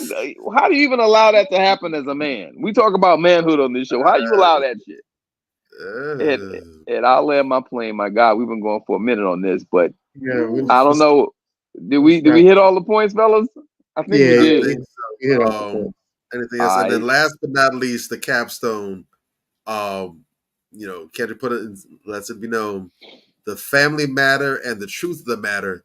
It was God's plan to show y'all the liar. That's real. That was a hard ass line, boy. That was hard. I mean, Boom! are there layers to them bars? Yes, there are. Of course. Is it Of necessary to course. go into it? I think if there was 20 different meanings and context to that line, after all this, it's no point even going into it. Just at face value, what it says is the bar all by itself. There's no layer that he could put on top of that matters more than what it says at face value. The family If you matter and know, the you truth of the know. matter, it was God's plan to show y'all the liar. And I'm so glad that because Drake called his track Family Matters, and I'm so glad he flipped that back on his ass. Motherfucker, your family matters. You dig? Like that, oh man, this This is a dude is, family matter. Y'all not this is a like, they family not matter. like us. This ain't about you. This is we're talking to the family now. This is It's our matter. insane. This This is our is culture. ridiculous. Yes, and I'm so glad he did that, and I'm so glad that DJ Vlad pulled the shit he did the other day. We'll talk about it this weekend because he ties right in along with these fucking culture vultures. This actually started with Cat Williams. Shout out to Cat Williams. He started 2024 off with that fuck you energy. You dig? And we got to keep that shit going for the rest of the year because Speaking of real quick, just a quick shout out to the brother. I mean, it's the least we can do with the hell he's unleashed this year. The least he can do is show some love. Don't forget, Cat went ahead and dropped that comedy special on Friday. I believe I don't know if it was the first one. I think it was one of the first live events. Not the first one, but it was one of the first live events to be hosted on Netflix. They're woke folks. So make sure y'all go ahead, take a listen to that, download, digest, and show Cat some love. Go ahead and get some views up on Netflix for the brother. Yay, you already know. All right. Well, we look like we out for this night. Hope you guys enjoy it. We're definitely gonna do more of this. If we got hot topics, if you guys got hot topics for us, let us know. Send it up. Yeah. Definitely hit us up and let us know. Hey man, we would love for you guys to talk about this, and we'll rock out with us. All right. Let's get it. So Yeah. See y'all Sunday. Be easy. We out. Yeah. What's up? Yeah.